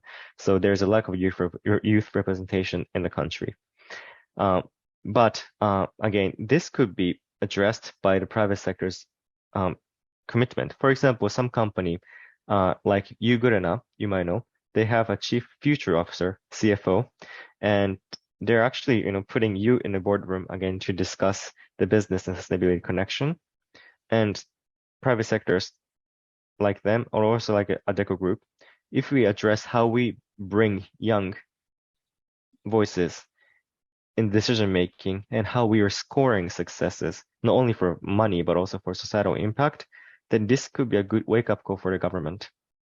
So not sure if I'm answering precisely to the accountability perspective, but to hold actors, either private or public, accountable for the future society.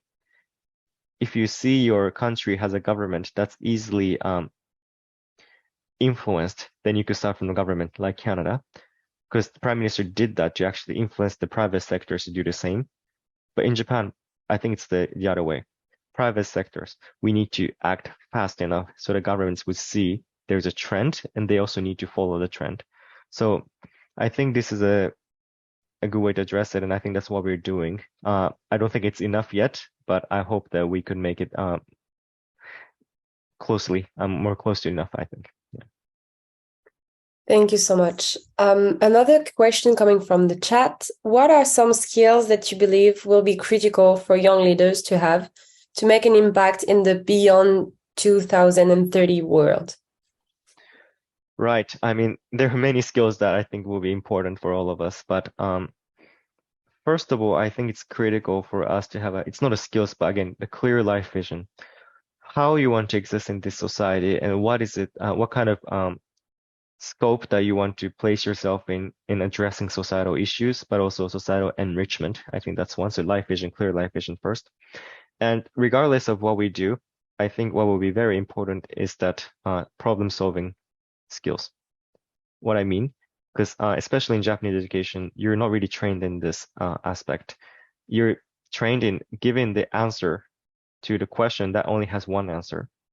But again, the issues that we see, climate change, many other issues, there's no one answer that we can find on the back of the textbook, which means we have to identify the problem itself, define it, why it's happening, how we can actually address these root causes, what is the concrete ways to tackle these root causes. To think this way, you have to have very clear problem-solving skills, good thinking approaches. For example, design thinking, logical thinking, this is very critical. So that's one skill in the set of skills that we need to have. But also, again, mutual understanding. So of course, you need to be committed to your idea, yet openness to listen to people who have completely opposite opinions, and then digest what they're saying, where they come from, and bridge them together. So mutual understanding and comprehensive or creative way to knit a few different perspectives so that we can have one clear agreement. So these are all soft skills. Of course, hard skills you would need depending on what you're doing, what kind of fields you're in, but soft skills that's universally important, I believe, are the ones that I mentioned. Thank you so much. Another question was, what steps would need to be taken for youth advisory council in Japan? So you talked about this before, but so Tristan was mentioning, I think more youth representation should be had in various ministries. Canada model, can it be recreated in Japan, or do we need like a different type of model? What do you think? Right. I'm thinking of like what I would do if I, were also acting on this. I know some political parties, even LDP, they have youth division So you can become member of some political parties as a youth members, and then maybe that could be a good avenue that's already existing for you to address that we believe, there needs to be a youth council in the government, so that, for example, you could create an opportunity to negotiate with the young members of, different parties, and you all come together and create, I don't know, report a request for action to, the party heads, and they could also address in the diet, for example. That could be one way. But this is where it comes the part that I mentioned. We need to have a very strong, precise and tangible proposal letter. You can't just say, we believe we need to, have a place where our voices is heard, but we say this is the merit that you will get in governing the country. And that's why youth voices is crucial. We can't only say, we want to be heard, but then why is it beneficial for the country's leadership? Then you could, I think, create some real impact. But I know that, it's very difficult. So it's not the simple process. But if I were to really pursue this, idea of having this youth council, that's probably what I would do. While also having, young NGO, a youth like representing NGO leading the process, so that there's a, private and public correlation to address it. That's really interesting. Thank you so much. So you've recently attended the One Youth World Summit in Manchester and engaged with youth leaders from all around the world. So could you can you talk to us about the need for youth leaderships in the climate and sustainability space? Like, what is in itself a youth climate leader? Right. So we have a lot of youth climate leaders, and we and they are playing a really important part in addressing the severe nature of the climate crisis. That's one. One interesting observation I made from My Young World was that on stage, there are a lot of entrepreneurs featured. Entrepreneurs. But then some of you might have heard this word, but intrapreneurs? Intrapreneurs. So these are young leaders who are creating changes in the big organizations, like big corporations. So we are seeing a lot of, in a lot of countries, a trend for young people to start something completely new.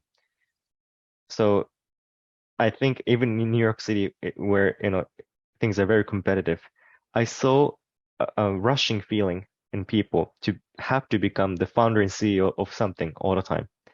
So you don't have, it seems like I have to become the entrepreneur or founder.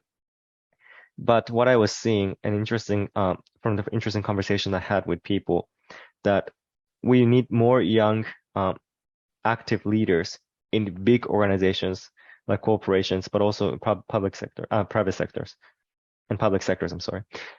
Why? Because if we stay in entrepreneur or like a founders or like a small startups becoming larger and larger, these big corporates will keep seeing this as a young people's initiatives outside of our world. So we need more entrepreneurs who understand the business and this mechanism of these big organizations, so that they can also strategically and authentically address this transformation that we need. Because I think we genuinely see this confrontation or the division between big corporates and young startups and entrepreneurs. But I don't believe there needs to be this kind of division if we can work together. And so that's why I think young entrepreneurs and young entrepreneurs could work together. And that's how I found as the good takeaway from the conversations, numerous conversations I had with the attendees at the Young World. That's really interesting. Thank you so much. So maybe just as a final question, closing up the Q&A session, we have many mentors in our life. So can you share with us some great advice a mentor gave to you that helped inspire your career, your value, and your mission today? Right. That made me think of an interview that I had with my CEO. It was with the Bloomberg, and the interviewer asked a question to CEO saying, was my age and inexperience a barrier or concern for you when you appointed him as the head of sustainability? And he said, what concerned me more was the experiences of other senior people that's limiting their perspectives. So what he basically said was that being young and not having enough experiences can never be acquired after you have experiences. So I thought that was a very important lesson. Why? Because we sometimes take our age and experience and so-called freshness as a limiting factor to achieve what we want to achieve. So people could say, I still get these recommendations, which I also appreciate, to have more experiences in different things, more experiences in business, more experiences in sales. That's what I get too. But if you are mentoring someone, or if I'm being mentored, the advice what I would appreciate is that how I could cherish my inexperiencedness, because we are not able to get this again once we become less youthful, I would say. So it's very difficult for youth. I also remember if I'm talking to myself from like 3 to 4 years ago, how I could actually cherish and enrich my inexperienced youth, life, then that's going to be very difficult. So again, what's needed is that clear life vision. If who you're mentoring doesn't have a clear life vision, maybe you could help them identify what they like to do, what they care about, the values they like to follow, and how they like to embody their values, and strategically choose the experiences that they want to get to shape their identities and skills, and also shape also their vision to be more precise and impactful. I think that could be a good way to address to have a more impactful mentorship. But I think first of all, we need more mentors.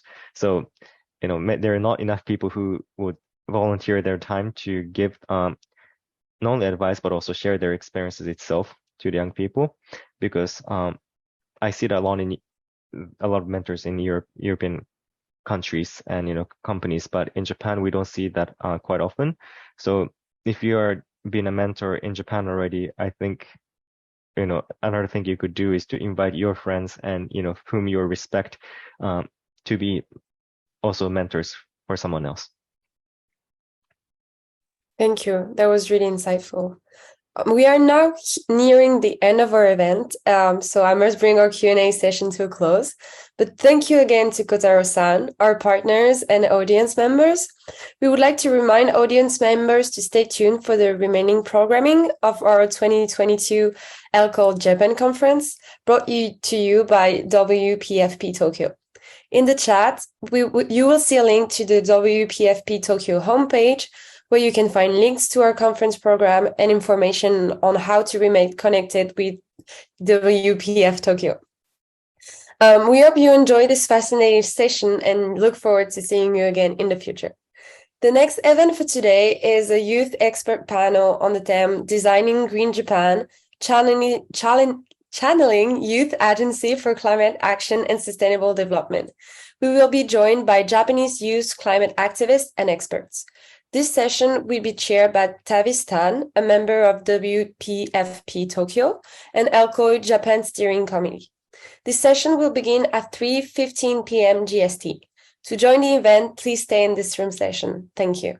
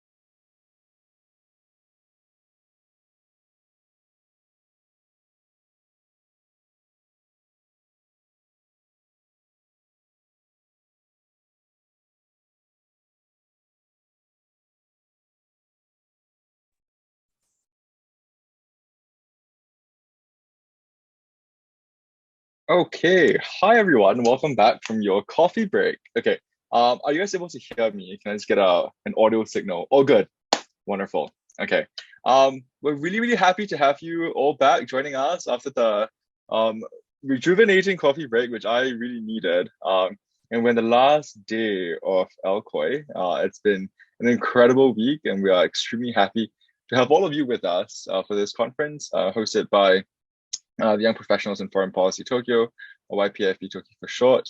My name is Tavis. I'm a member of YPFE's Tokyo Steering Committee for LCOY Japan.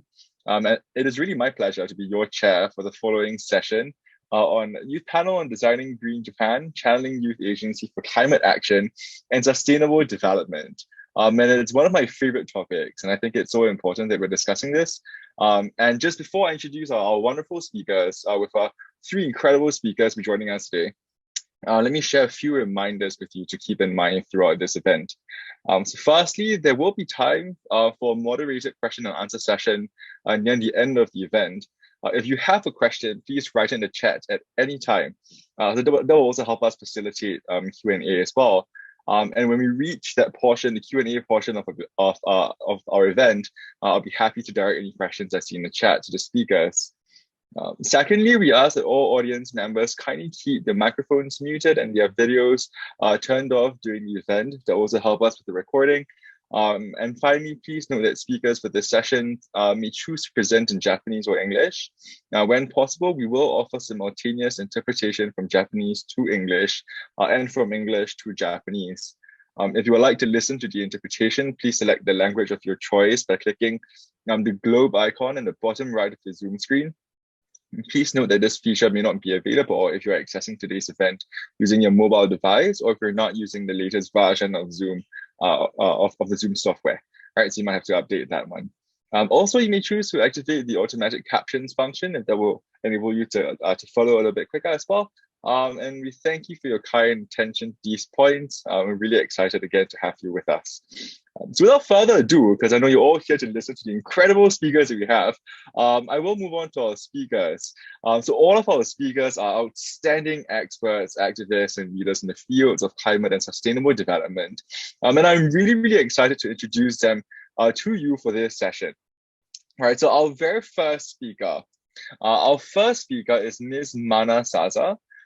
She graduated from the University of British Columbia, Canada, currently enrolled in the Sustainable Development Master's Program at the University College London. She started Mock COP26 as one of the core members to put together a set of 18 policies to COP26. As a Japanese youth representative to COP26, Mana and her Mock COP team was successful in receiving signing of over 20 countries to set climate education at the center of the education at COP26. Established Switch in 2021 January. She also established Switch in 2021 January to increase the sustainable literacy in Japan and empower youth to transition for a greener future with the support of the older generation. So without further ado, Ms. Mana Saza, please go ahead. The floor is yours. Thank you. Hi, Travis. Thank you so much for the wonderful introduction. And it's really nice to meet everyone who is part of LCOY today. Thank you so much for your time. And I'm really excited to just talk about the efforts of Switch and also why we created Switch as a whole. So just to start off, I would like to share my presentation. Oh, 1 second. All right. I hope everyone can see my screen here. Notice that the side. All right. So I hope this should be fine. Perfect. Is everyone seeing it correctly? Great. Thank you so much.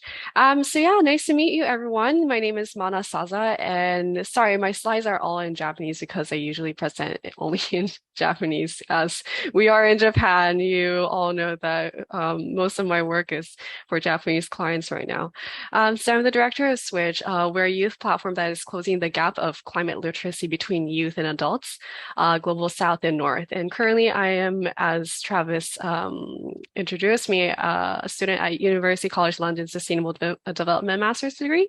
But essentially I put a hold to my degree due to COVID because all my classes went online. I thought, actually, it's not the time to keep on studying. So I just chose to come back to Japan, where I'm originally from, and then noticed that there is a sense of lack and urgency to educate youth around sustainability.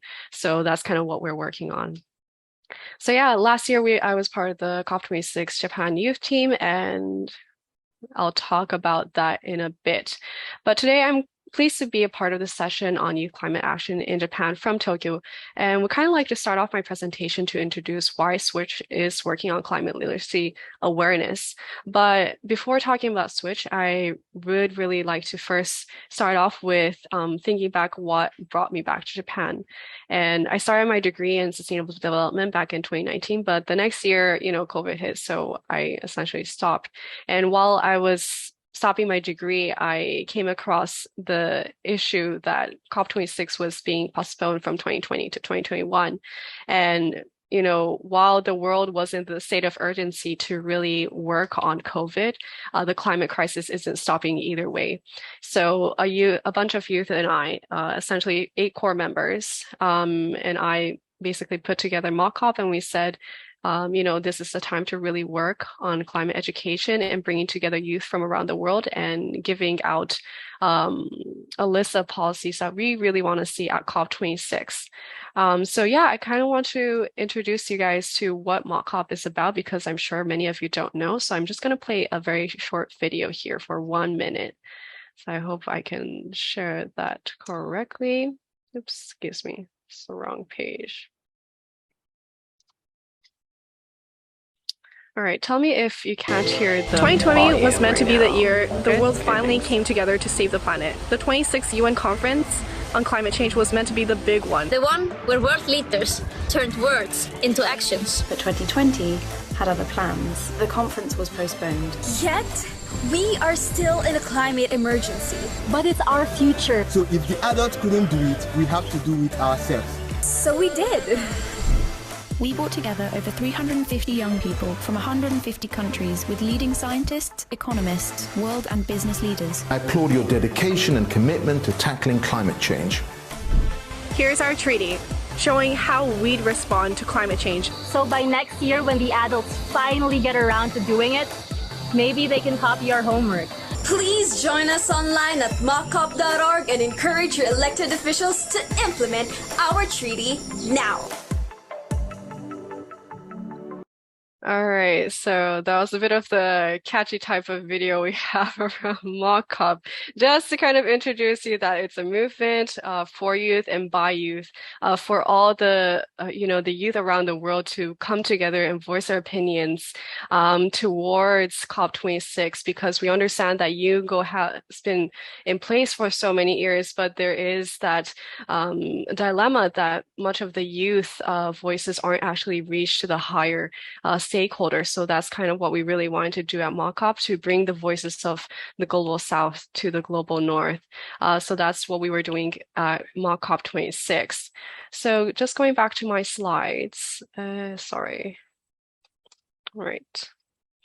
So yeah, so essentially at MockCop, we were able to bring together 330 youth from 140 countries, and we put together 18 policy asks that we want to see at COP26. And one of the highest policies that were voted in was to mandate climate education all around the world. And for this reason, we really wanted to make sure that the voices of the global south was brought to COP26. So we were very happy to, bring this mandate to the COP26 President Alok Sharma, for example, who was part of our video, and all the big media platforms, including BBC, Al Jazeera, were able to capture our moment, and we received 4 million reaches through media platforms.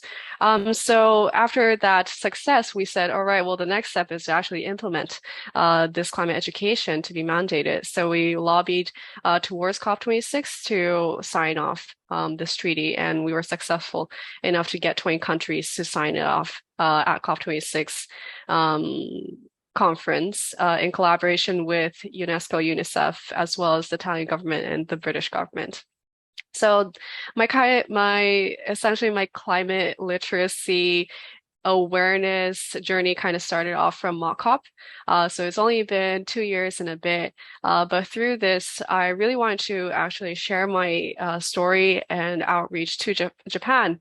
So since I was doing all this while I was in Japan, working from like 7 p.m. onwards to 3 a.m. because everyone's working in European time, I was finally able to have the opportunity to talk to a lot of governmental officials and businessmen in Japan. But then I really realized that most people actually don't believe that we need to work on climate change as much as the Western countries are trying to push for. And that sparked essentially a big shock for me because I thought it was the norm to work on climate change, but it isn't in Japan, and that's the reality. And this was before the carbon neutrality commitment was made, so there was a sense of urgency, but it's still not as it should be yet. We're not at the target. So basically, we have been working on these actions to, voice opinions of the Global South, but I kind of want to introduce some of the voices that is very dearest to me, and I want to show you guys another video here. Bear with me as I find this slide, and let's see if Presidents of the Pacific Islands, I hope you guys can hear this one too. Right Honorable COP26 Perfect, President thanks. Alok Sharma, distinguished Pacific leaders and UK representatives. It is indeed my highest honor to be granted this opportunity to engage with you today on behalf of young people. Allow me to take you back to late March 1995. UNFCCC hosted the first ever Conference of the Parties COP1 in Berlin, Germany. 3 short months later, on a little island country in the blue continent, my parents welcomed me to what I now call home, planet Earth. In 2009, COP15 took place in Copenhagen, Denmark. By then, I was 14 years old and noticed an island I held so close to my heart slowly being washed away. Kale Island, of which I stand today, was my grandparents' home. This personal loss prompted my journey as a climate advocate. All right, so this is a video of one of my dearest friends and colleagues from MOCOP. Her name is Gladys Habu, and she is the UNICEF ambassador to UNICEF, as well as former Miss Solomon Islands. So as you can see in the video, her island has already sank because of the sea level rise. But when you question yourself, well, how much do the people from the Solomon Islands really emit CO2? It's so minuscule, it doesn't really count. And it's ironic because, for example, I'm in Japan and I live in a convenient life, but most of the CO2 that I emit, the burden is all put upon the Global South people. So from, meeting people like Gladys and a lot of my friends from the Global South, I really realized, well, as a Global North nation or a citizen, what can we change in Japan? Because if we can change the actions of Japanese people, that must be quite significant. If everyone on this earth lived like an average Japanese person, many of you know that we need 2.9 Earths to provide for the whole population on our Earth. So how can we change that mindset of Japanese people to act on climate? But we have to first understand what is the current state of the average Japanese person in terms of their climate literacy. So I kind of wanted to share you guys what the stats are in reality. And it's quite surprising, but since 2015 to 2021, there's been an 8% decrease in the climate literacy rate in Japan, or at least people who are interested in climate change has been decreasing, while everywhere else has been increasing. And in terms of changing the lifestyle and work, Japanese people are actually one of the least excited about making an effort for climate change. And as you know, at COP26, Japan was ranked as one of the lower nations that were committed to putting out an ambitious goal towards climate. And in terms of media outreach, Usually there's only once a week of conversation around climate change on TV, newspapers, SNS, social media, and a daily conversation, which is quite problematic because we understand that the global north needs to be the frontiers of pushing for climate literacy. But as you can see from this map, Japan is far from that issue. So all of these stats kind of is a reimbursement of my realization that Japan is quite far behind in the climate literacy rate, and we really need to increase the number of people who understand why climate change is a very big and urgent issue, but also change their habits and not just be people who have a lot of knowledge and don't act, because that's kind of what's happening right now. So from that realization, we put together Switch in order to close the climate literacy gap in Japan and directly impacting global South and North through doing so. So from here onwards, I kind of want to briefly introduce about Switch. So at Switch, we believe in the power of youth because we are the generation that grew up with SDGs and climate change as part of our education system. And listening to the youth, thus will enable a greater change of socio-environmental actions at the core of everything. And by listening to the youth, I really believe that businesses can actually realize that their current business model of gaining from short-term profits is no longer much of an option, and we must really change systematically as to how we operate business, but in a flexible and an inclusive way. And unfortunately, Japan is not as inclusive in terms of their decision making as well. So I think youth have a really big role in this whole action making. So at Switch, in order to increase the climate awareness, we are teaming up with Twitter, for example, to put together 3 campaigns next year around sustainability.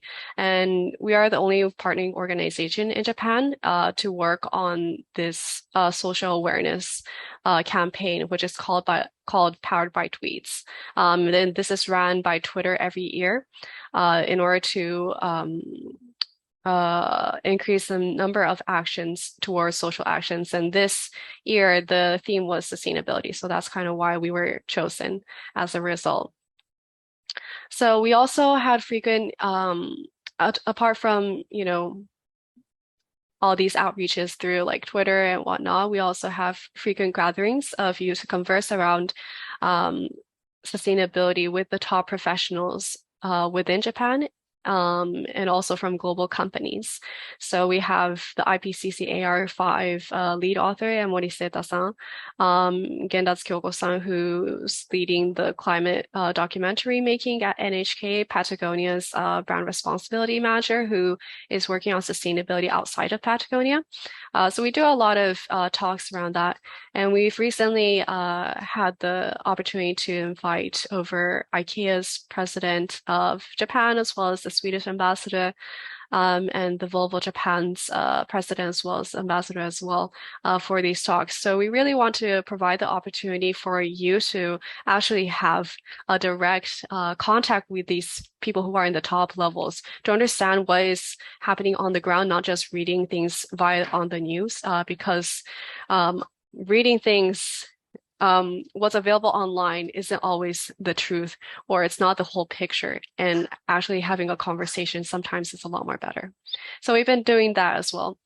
But one of our main projects to tackle the climate literacy is this project we're working right now called the 100万人 Sustainable Ambassador Ikse. So this is around essentially teaching 1 million sustainability ambassadors by the Osaka 2025. And their theme is actually to essentially to achieve the SDGs. We'll see what happens, but that is their theme. And so we think, there is a lot of connection between our ask to grow the number of climate literate youth all around Japan who will make a difference. In terms of choosing the number, In Japanese, it says 日本の人口 3.5% にリーチする, which is 440万人. And the reason why we are choosing actually we're trying to reach 4.4 million people through this Sustainable Ambassador program in reality. And this is based on the stats by Erica Chenoweth, who's a Harvard professor. And she basically analyzed all the peaceful protests around the world. And she noticed that by reaching 3.5% of the population to understand a certain issue, you're able to change systematically your whole nation's foundation. So we're actually trying to do that. So while we are targeting 1 million sustainability ambassadors by 2025, our next goal is to actually reach 4.4 million people, which is 3.5% of Japan's population. So it's a big target, and we don't have time. So we're rushing it, and we're really trying to make sure we have as much partnerships we can, as much engagement with youth and outside of youth. For example, local governments, universities, companies to join this movement as well. So we've just actually started this project, and we're launching the project next month from the 13th. So if you guys are in Tokyo, do check us out because we're holding an event in person. So right now we're in the phase of putting together the program. And I'm not sure if many of you know, but there's a manual called Geo6 for Youth. And this is a manual written by UNEP towards all the children from 18 to 25-year-olds. And this basically sets out the current state of the Earth and what are the next steps we really need to engage in. So it's a bit more for like a beginner's lookbook into climate change, but it's really easy to understand, like, how do you engage yourself in climate change, but also people around you. So it's a change in behavior for all of us as a community. And right now, because it's only available in English, we're translating it into Japanese, and also receiving supervision from the top Japanese academics who are in sustainability, including Emoi-san and also Kamiyama-san, who was part of the COP1, Ito-san, who does the SCG's supervision for Osaka Expo, as well as Kasuga-san, who is part of Future Earth, which is a global international institute working on climate change, and it has Johan Rockström, for example. So we're working on that. And despite us, translating the material into Japanese, the manual itself is 244 pages. So unless there's mostly people like us in here, most of the Japanese people will not read it because it's just too text intensive. So we're actually putting together a quiz you can use on your smartphone.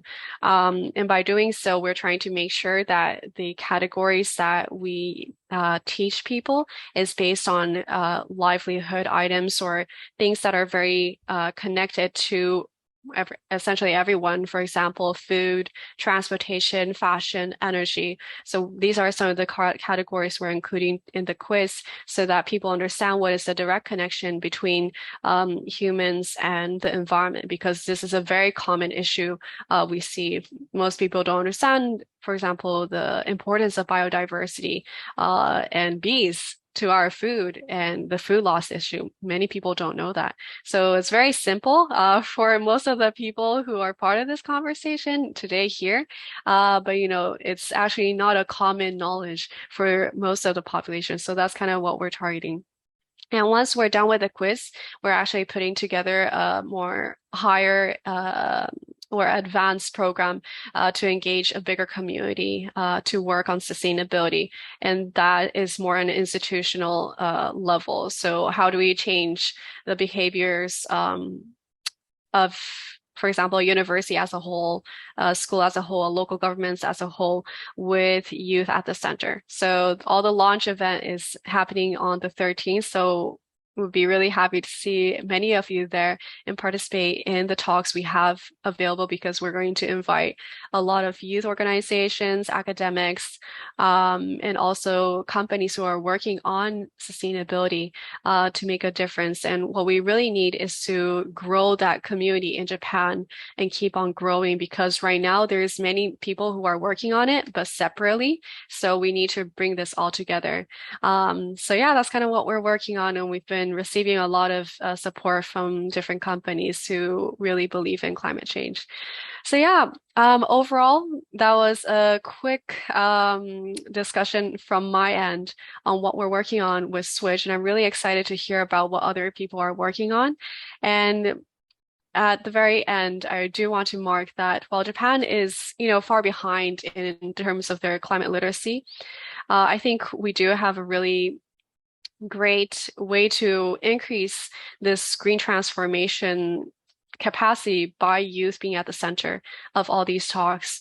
But in order to do that, youth need to be well respected and also voicing their opinions a lot more frequently at public spaces, and so companies can hear it too. So what we're working on is, for example, with Asahi Shimbun, to really voice a youth opinion.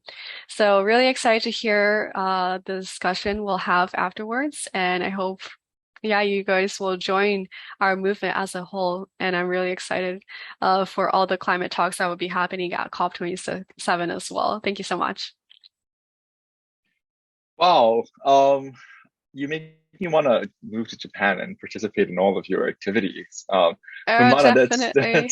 that was incredible. Oh wow. I mean, there's so many things that absolutely blew my mind, right? From the 3.5% a number to make tangible change in your countries. I mean, that's something that we see, we observe, but it's not really in my consciousness. And well, I'm just blown away. So I mean, thank you for your remarks. You've raised some absolutely important and fascinating points for us to consider. And I have lots of questions for you. So if the audience is gonna not have them, I'm gonna bombard you with lots of questions. So I was just too captivated. Yeah. So and this is also a reminder for all of our audience members that if you do have questions, please put them in the chat box so we could get to them as quickly as possible as well, because I think we're gonna have so many questions. So once again, thank you, Mana. And now let me introduce to all of us our second speaker, Miss Sheena Tsukui. I'm sorry if I pronounced this wrongly. Tsuyuki. Hi. Okay. Sorry. So Miss Sheena Tsuyuki spent 3 years in high school at Green School Bali in Indonesia, which is known to be the world's most eco-friendly school. She participated in COP24 in Poland and COP25 in Spain. That's 2 whole COPs more than I have.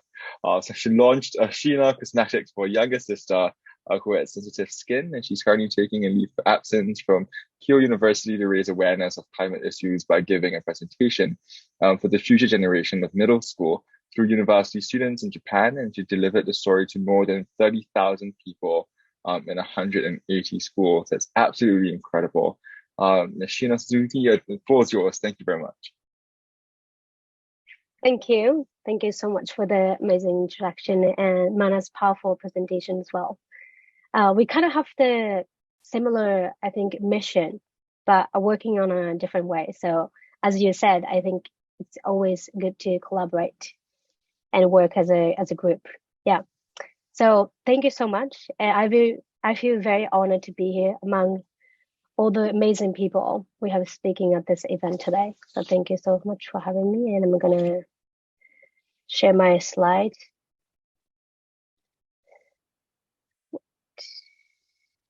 Okay, so this is just a blank page. My name is Sheena, and I am an undergraduate student at Keio University. And I am currently on a mission to educate Japanese youth on the effects of climate change and to spread awarenesses in Japan. My focus has been specifically on students.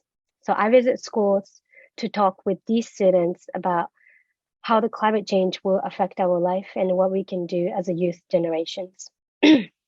I have visited more than 200 schools and given presentations to around 30,000 students so far.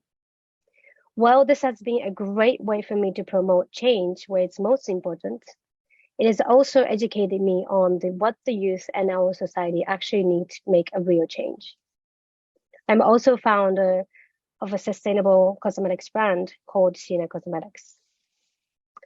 So today I want to talk about two sides required to solve sustainability issues in a business environment, which I've been working on.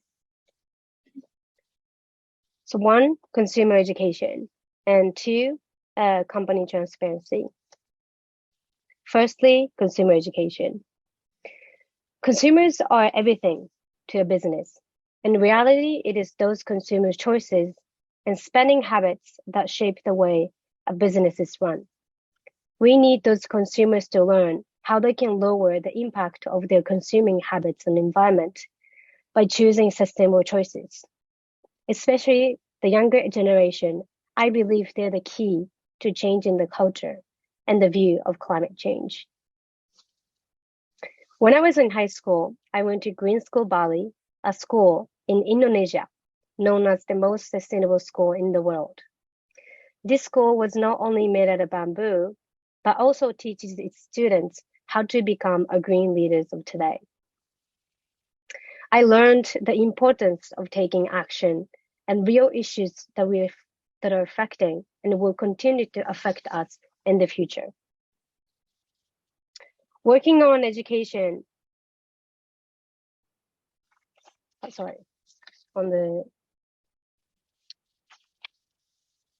After I returned to Japan, I was shocked at how little action was being taken for the planet. No one seems to care what is happening in outside Japan.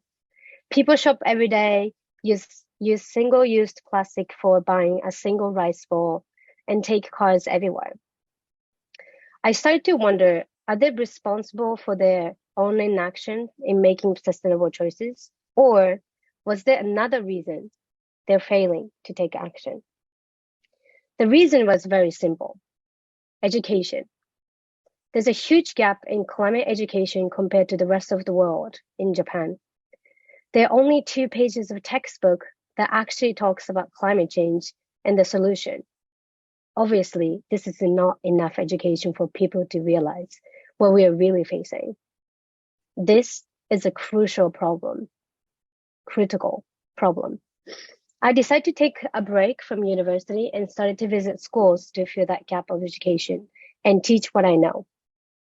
Enthusiastically, some people started to take action in local levels in middle school, high school, and university, such as one group of 5th grade students who banned plastic straw used in their school lunch and created their own straw out of a Japanese plant called sasa.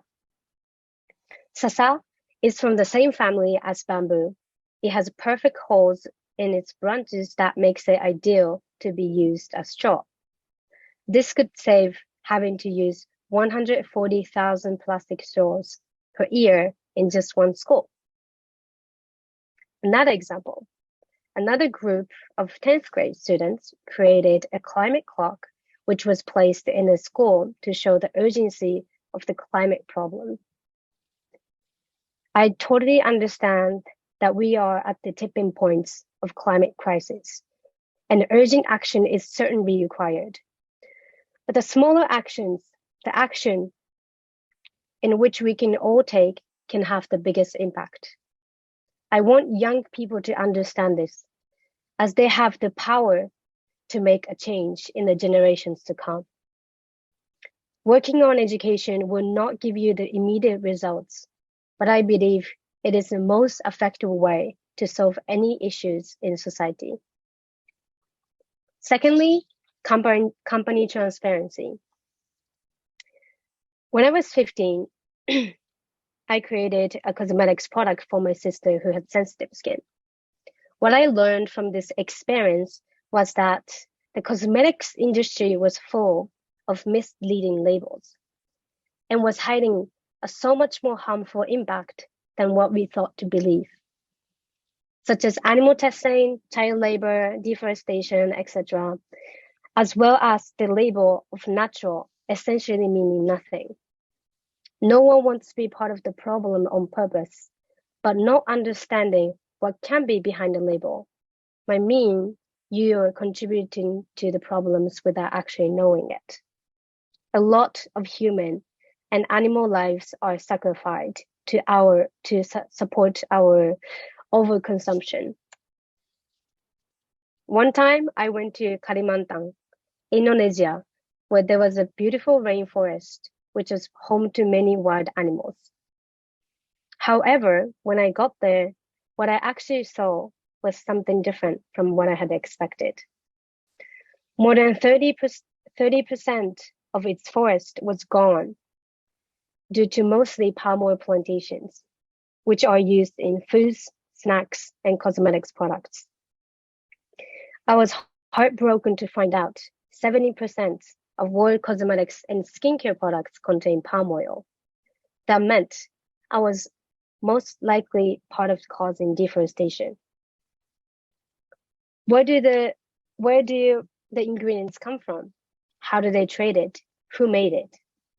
These kind of things has to be transparent from companies because consumer has to believe what's on the label. Consumers are the only one can make sustainable choices for consumers. This is a big responsibility, but also can be opportunities to make big changes. As a conclusion, there are two sides to the issue: consumer education and company transparency. They are essential to bring environmental solutions through businesses. Change has to start at the same time from both sides. Every action starts from an understanding that we are all part of the problem by making unconscious daily choices. After that, we can finally be a part of the solution. We can leave a positive or negative impact for the next generations, depending on how we act from today. We need to stop thinking about someone someday will solve the problem. It only starts from each and every one of us. Finally, I would like to say, I do what I do because our generation is the last hope to stop climate change. Thank you. Thank you, Sheena, for that. I think two really important points that you have raised that really struck me was one on personal responsibility, and the second is that the climate crisis is not just important, but also urgent. And the importance of taking action immediately reflects that urgency as well. And I think bringing that seriousness to that conversation, making sure that it's a conscious thing that we are constantly looking at, specifically for our generation as well, knowing that we are the last hope, as you have mentioned, is extremely important. So for the audience as well, if you do have any questions for Sheena, please put them in the comment box and we will definitely get to them in time. So last but not least, it's my pleasure to introduce our third speaker and our last presenter, Ms. Nanami Yamada. Nanami Yamada has been working at IBM for 4.5 years, where she has worked in sustainability. She's very passionate about sustainability and was selected as one of 24 participants for the 2021 Prosper.net Leadership Program with emerging leaders from 10 countries across the Asia-Pacific region to discuss the theme of climate change, global issues, local actions, and transdisciplinary solutions. She was also in charge of the moderator of the Climate Change and Sustainability panel session at the Next Generation Summit in 2021. She majored in social organization development and minored in international business and focused on the necessity of diversity in Japan. So without further ado, Ms. Nanami, the floor is yours. Whenever you're ready, thank you. Thank you so much for kind introduction of me. And then the Mana and Asina's presentation was so awesome. It was really good to know that these amazing years is working for climate change at the moment. And let me make my presentation in Japanese. And the first, okay, let me share my screen first.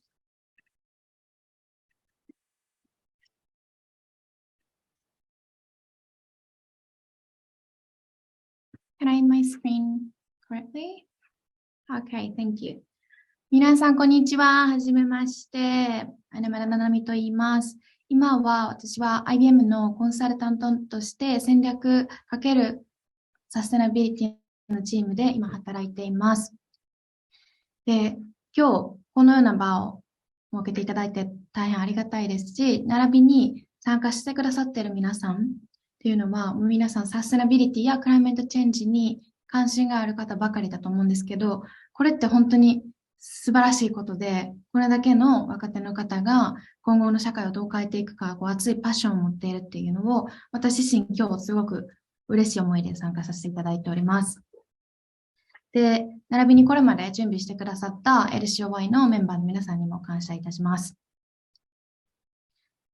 そして私、何者なのかっていう話なんですけど、最初自己紹介として山田七海と言いますで、私は今サステナビリティのコンサルタントとしてもう4年ほど今働いていて、今は日本のベースに活動をしています。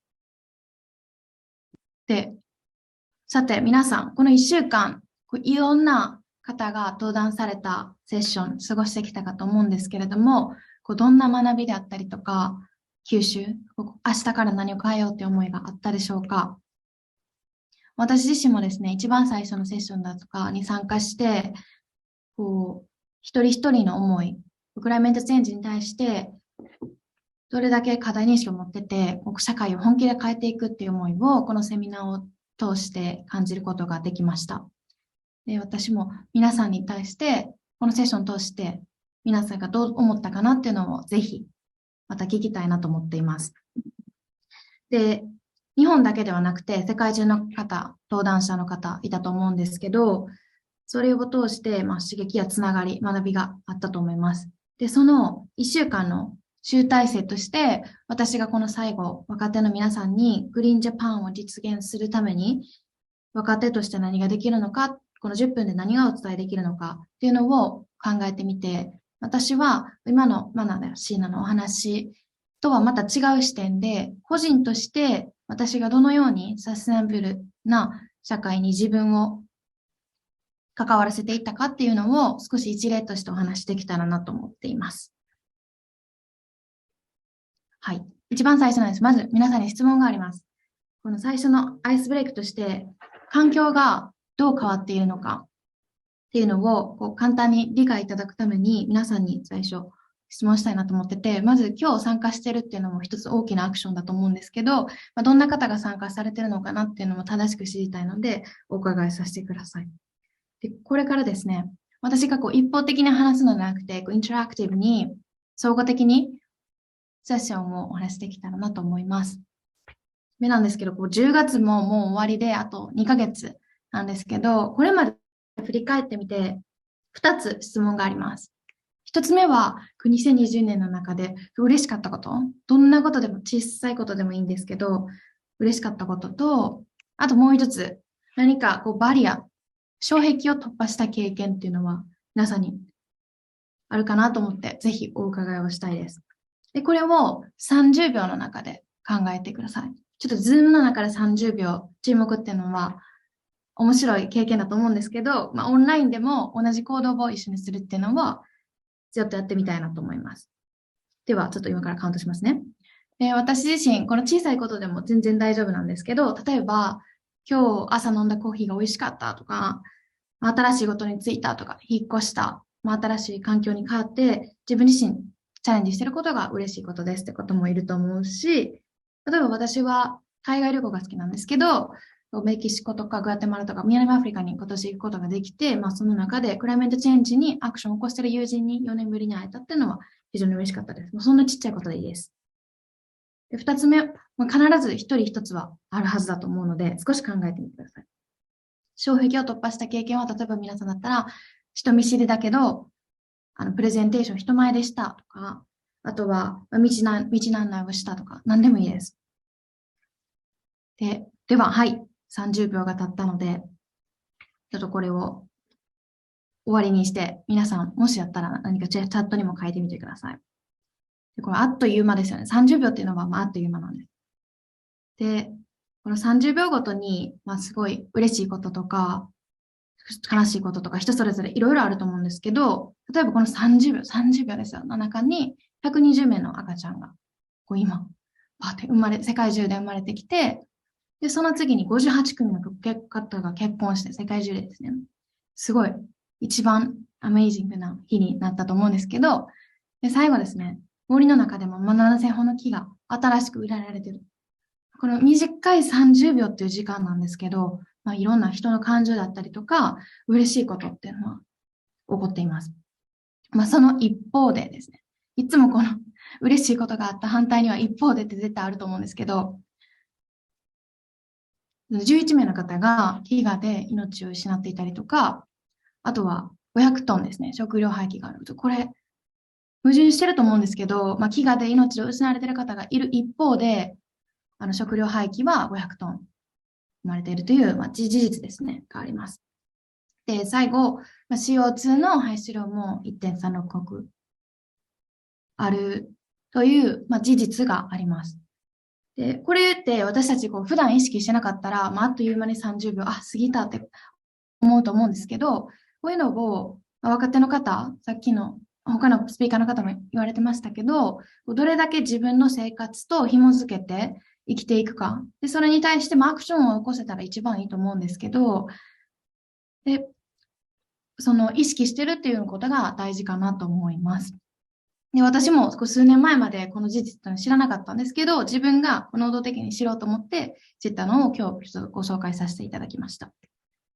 で、私も最初わからなかったのが、さて何か行動しようと思っても、本当に何から始めたらいいのかわからないっていう方いるかなと思います。で、私自身も実際そうでした。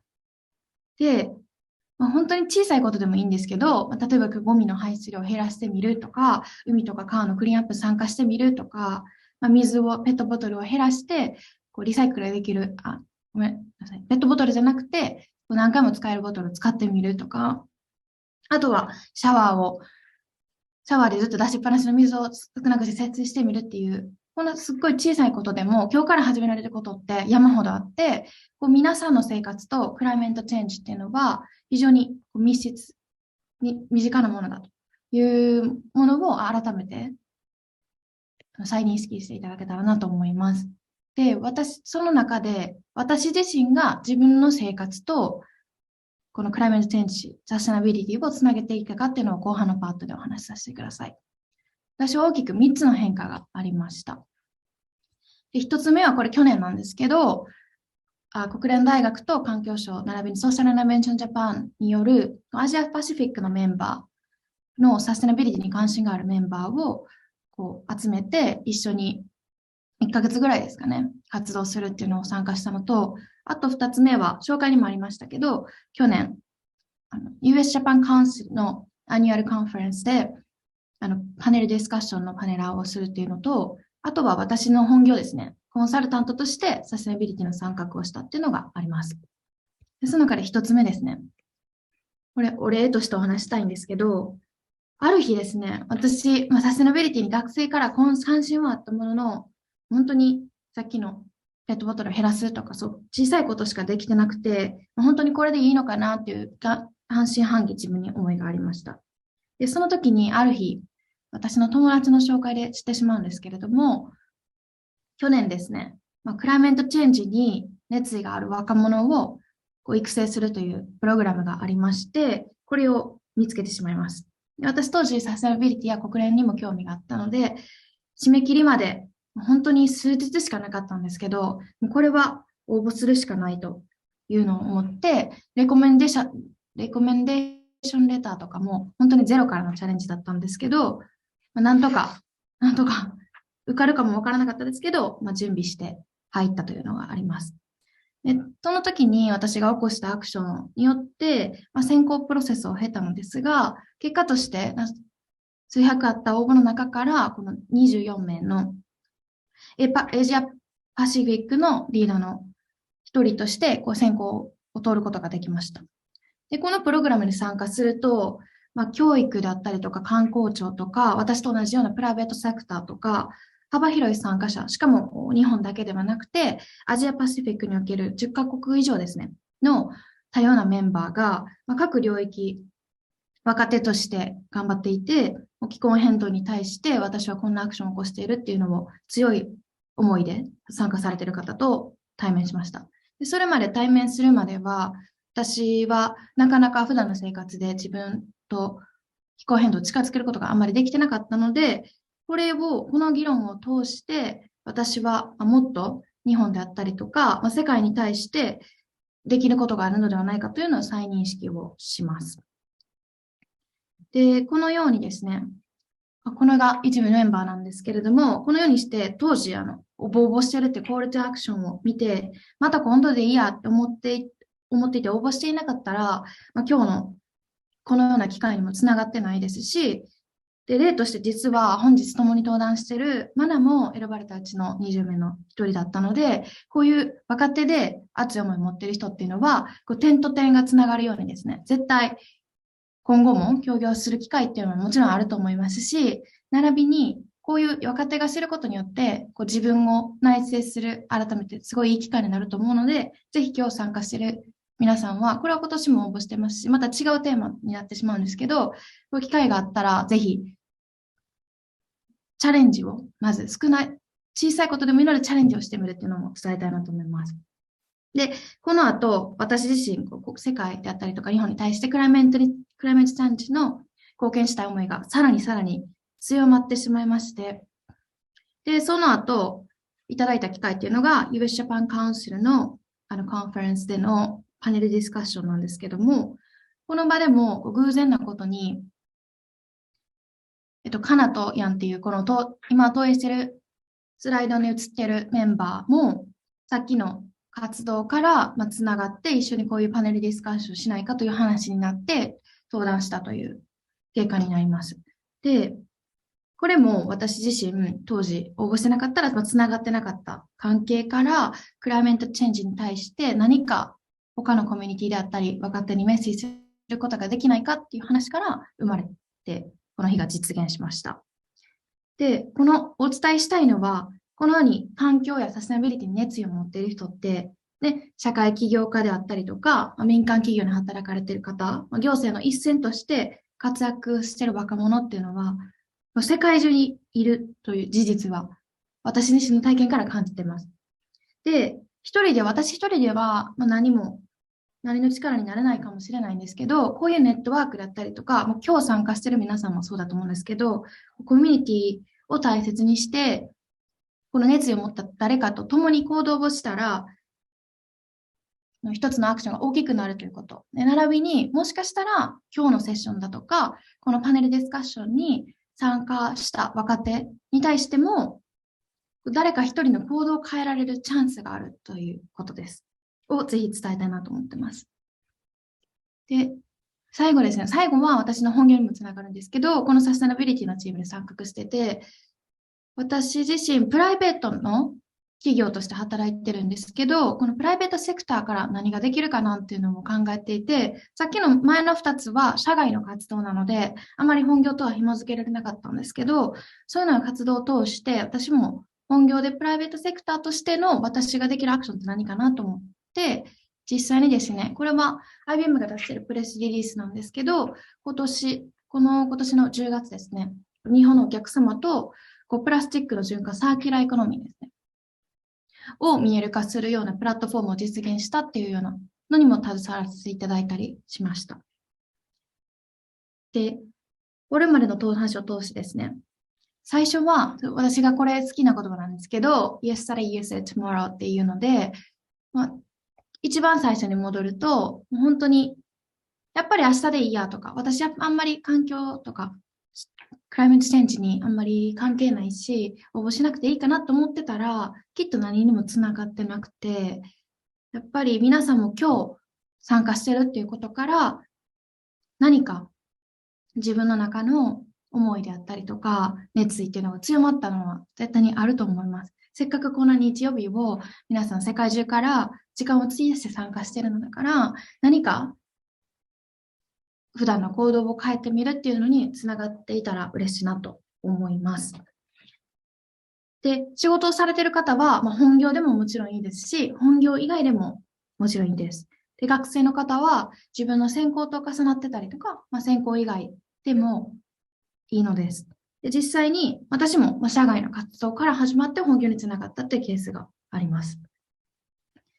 で、最後皆さんに問いかけなんですけど、私自身一番最初自分とクライメートチェンジっていうのを紐づけることができなくて少し悩んだこともあったんですけど、やっぱり自分の周りの環境を変えると本当に点と点がつながっていくので、まずは環境であったりとか関わる人っていうのをもし少しでもいいので変えてみてください。で、この LCOY のセッションを通して1週間本当に充実したパワフルなセッションとか山ほどあったと思うんですけど、それを通して、何を変えよう、どんな前のセッションを変えようかなと思ったんですけど、思った方たくさんいると思うんですけど、どんだけ小さくてもいいんですが、どんな行動を移したいですかっていうのを最後問いかけとしてお伺いしたいなと思います。で、これが私の最後になるんですけど、私が伝えたかったことは、ぜひ皆さんと一緒に今後生きやすい社会っていうのを作っていきたいですし、私たちだけではなくて次の世代に対してもうクライメートチェンジに対するアクションっていうのは必要で、そのためには私たち若手の力、ユースの力っていうのは非常に計り知れないもので団結が必要だと思ってます。で、私が途中お話ししたように大きなアクションじゃなくてもいいので、普段の生活と何がつなげられるかっていうのを少しずつでも考えていただけたらなと思います。で、今日からどんな行動を変えますかって問いにもありましたけど、環境を変えられるのは本当に私たちのみなので、ぜひこの1週間を通して得た学びを今日から行動に変えていただけたらなと思います。はい、以上です。And thank you for listening. That's all. Thank you, Nanami. I was listening to the English translation, and I was really very inspired by the things that you were saying as well. I mean, some of the key things that I've taken away is that the small actions that we take, they do matter, and we do need to get involved, right? Build that community, get involved, realize that each of us as individuals have a part to play, and we can play an active role in doing so as well. And it is a very hopeful message. So thank you very much. To our audiences, unfortunately, we are left with 3 minutes, but fortunately, we had an extremely robust, wide range, and extremely informative presentation, which I think was extremely important too. And in a way, having gone through this entire program for the week, these 3 presentations kind of also summed it up for me to show us that there is avenues for us to get involved, right? That it's not all just about talk. That there is action, and the 3 programs and projects individually is testimony of that there are avenues for us to actually do stuff to achieve all the goals that we have talked about, right? To get equipped and to get engaged. So I think what I'm going to do is that I'm going to quickly summarize and go through some key points from the 3 presentations. And in the spirit of Mana's project and collaboration with Twitter, powered by tweets, right? What I'm going to do is I'm going to get the 3 panelists to think about this for the next 30 to 45 seconds as I summarize the 3 presentations. And then there's a key takeaway. If there's something that you want our audience members to remember as we charge forward to COP27, if you could sum it up into a tweet, what would you tell them? Okay, so take 45 seconds, we'll think about it, and then I'm just going to give everyone, and for people who just joined us as well, a really quick rundown as to what the projects were. So at the start, we had Mana, who shared with us about a project on Switch, and she talked about closing this climate literacy, and she drew the importance of having 3.5% of the world's population present in the country to kind of instill some sort of foundational change. And that was really quite remarkable, and that it's not all about leaving things online, but also ensuring that you do have some sort of ground action and interaction and take that sort of concerted action when we think about solving some issues. And then we had Sheena that talked to us about consumer education and company transparency, which in a way it feeds back to the way that we consume as individuals, to be responsible buyers and to be responsible consumers, and how can we then play a part of personal responsibility, but at the same time to not just see the climate crisis as an important issue, but one that's extremely urgent and one that requires us to take action today, right, for our generation and for the generations to come. And then we concluded this incredible session with Nanami, who just shared with us and talked to us about the role of individuals and what we can do in our everyday lives, and how just taking the leap of faith to put in that application, to think about our own individual actions, can make a difference. And I think at the heart of all three presentations, it's about getting involved, right? Being equipped with the right information and knowledge, and then get engaged with our local communities and to see what we can do as well. So three fantastic presentations. Only if we had one more week to go through all of your three presentations, I would gladly love to do so. But all three presenters have shared with us ways to get involved and in touch with them. So I highly encourage all of you to do so. And now I would perhaps call on Mana to share with us your tweet in a takeaway, followed by Sheena and then Nanami, and then I'll hand the time back over to the organizer. So Mana, please. Thanks so much, Tavis. I love the fact that this your idea of the Twitter thing, I would have never suggested it. I like it. So I just put my tweet in the chat box. I wrote, meet 1.5 degrees through reaching 3.5% of our population for systematic change. Act, hashtag voice, hashtag join, hashtag youth in action. So, I think the important fact is that most of the population actually doesn't know about 1.5 degrees. It's still an unknown fact in Japan because we're very focused on SDGs and not climate change. So one thing is that we really need to voice the importance of understanding what 1.5 degrees means, but also making that it is important to act from a very individual level, but we're at a stage of needing systematic change. So how do we reach that systematic change is to meet the key stakeholders and change those people, but also with the power of youth. So that's why I put the 3.5%. I hope this is a good enough tweet for the first round. No, that's amazing. I love the hashtags as well. It's brilliant. Thank you very much. Thank you. Fantastic. Thank you. All right, Sheena, what's your key message for us? Thank you. Okay, I don't have this hashtag thing, but all good. Wait, should I just like send it to the chat? Sure, you could also say it. Yeah. Okay. Oh, sorry.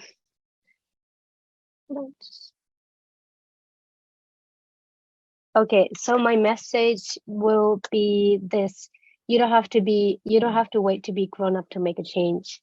So as I said at the end of the presentation, our generation is the last hope to stop climate change. So I think the youth has power, and we have to make a change. So to the young change maker, I wanna give this message: you don't have to wait to be grown up to make a change. Thanks.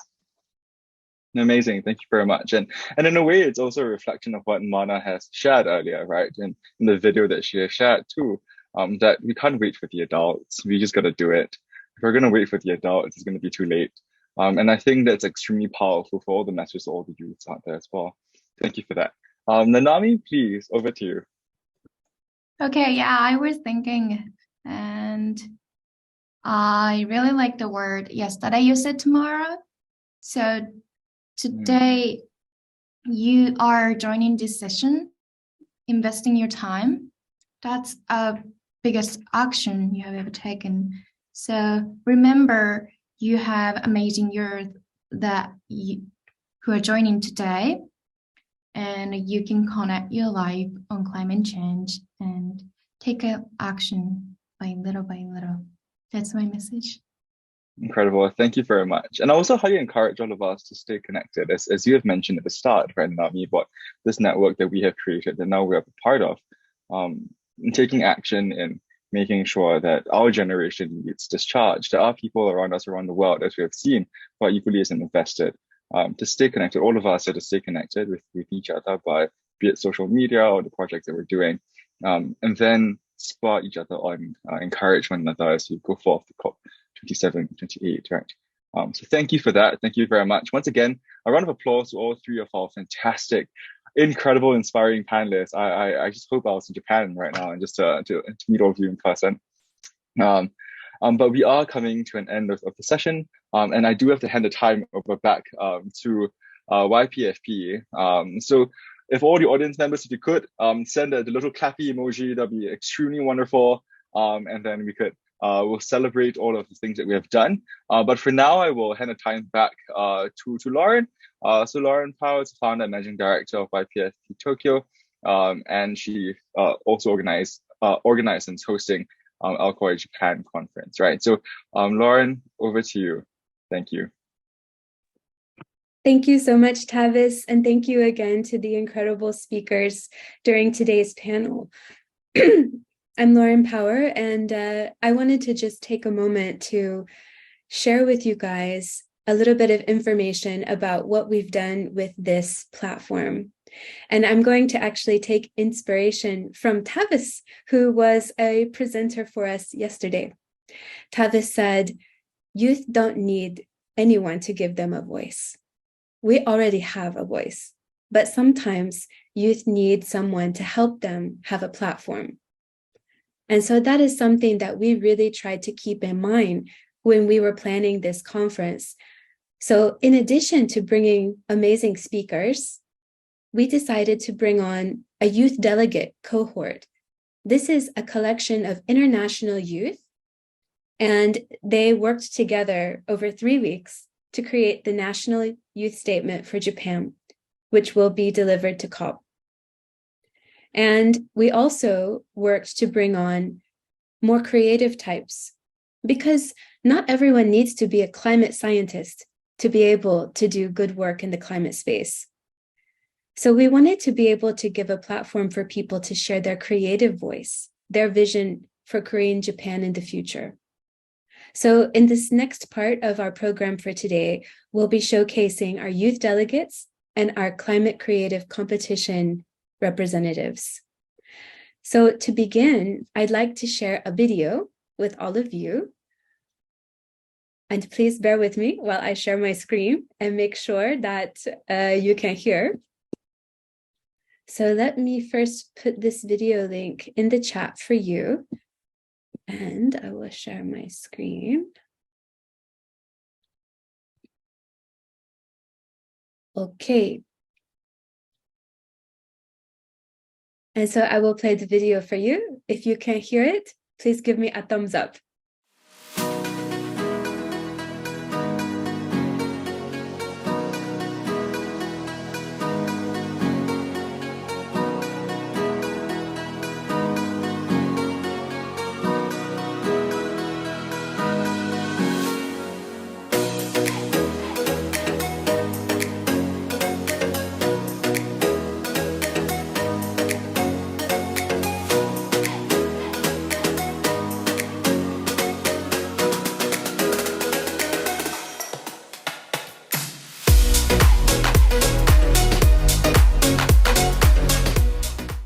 My dream for a sustainable Japan is not to leave anybody behind, so that we can realize a sustainable world, and at the same time there would be less feeling of unfairness throughout the world. Young people need to come together and work towards the shared goal of a healthy planet.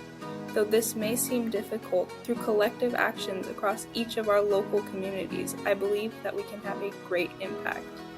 My dream for sustainable Japan is taking over the current natural beauty in Japan to the next generation, to younger generation. For a better climate future, young people need to be heard and to be involved as valuable contributors to climate action and agents of change, entrepreneurs, and innovators. For a better climate future, young people need to be empowered to make change. Young people need to take initiative and be encouraged. Young people need to utilize the powers of connection, creativity and collaboration in solving the climate crisis. We need the opportunity to broaden our networks across the globe so that we can share information and knowledge on best practices, to hear about the trials and successes of others, and to be inspired to carve our own path. I believe that for a better climate future, young people should realize our power to vote not just for government, but with our time, our professions, the companies we decide to work for, where we spend our money, and every single choice we make. For a better climate future, young people need to use their potentials. My vision for a sustainable Japan entails a citizenry that is capable of making informed choices with no hindrance to their right to information about climate action and policies. My dream for a sustainable Japan is for everyone to take action to prevent this climate crisis. For youth to work hand in hand with institutions, public and private sectors, and be empowered to actually learn and be equipped with some of the most important 21st century skills. Bringing young people to the international decision-making spaces is also another way to empower us. Young people should educate themselves and their local communities. They should take action into the local public policy making, and they should stand collectively to the global level. My dream for a sustainable Japan includes an education system that implements the SDGs within its public school curriculum firmly. My dream for a sustainable Japan is where everyone is aware of the sense of urgency and is active in taking actions to be the building blocks of a sustainable future in Japan. My dream for a sustainable Japan is one that is led by youth but includes all. We must commit to leaving nobody behind.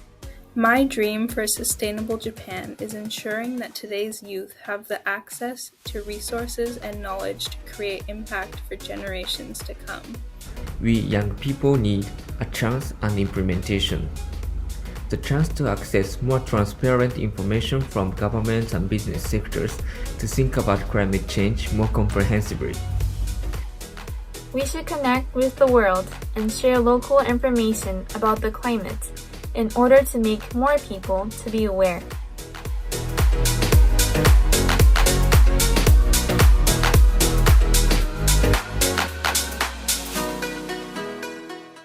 With these technical issues, but we invite you as well to see in the chat the link to be able to see this video on your browsers at home, where hopefully you will not face the same kinds of issues.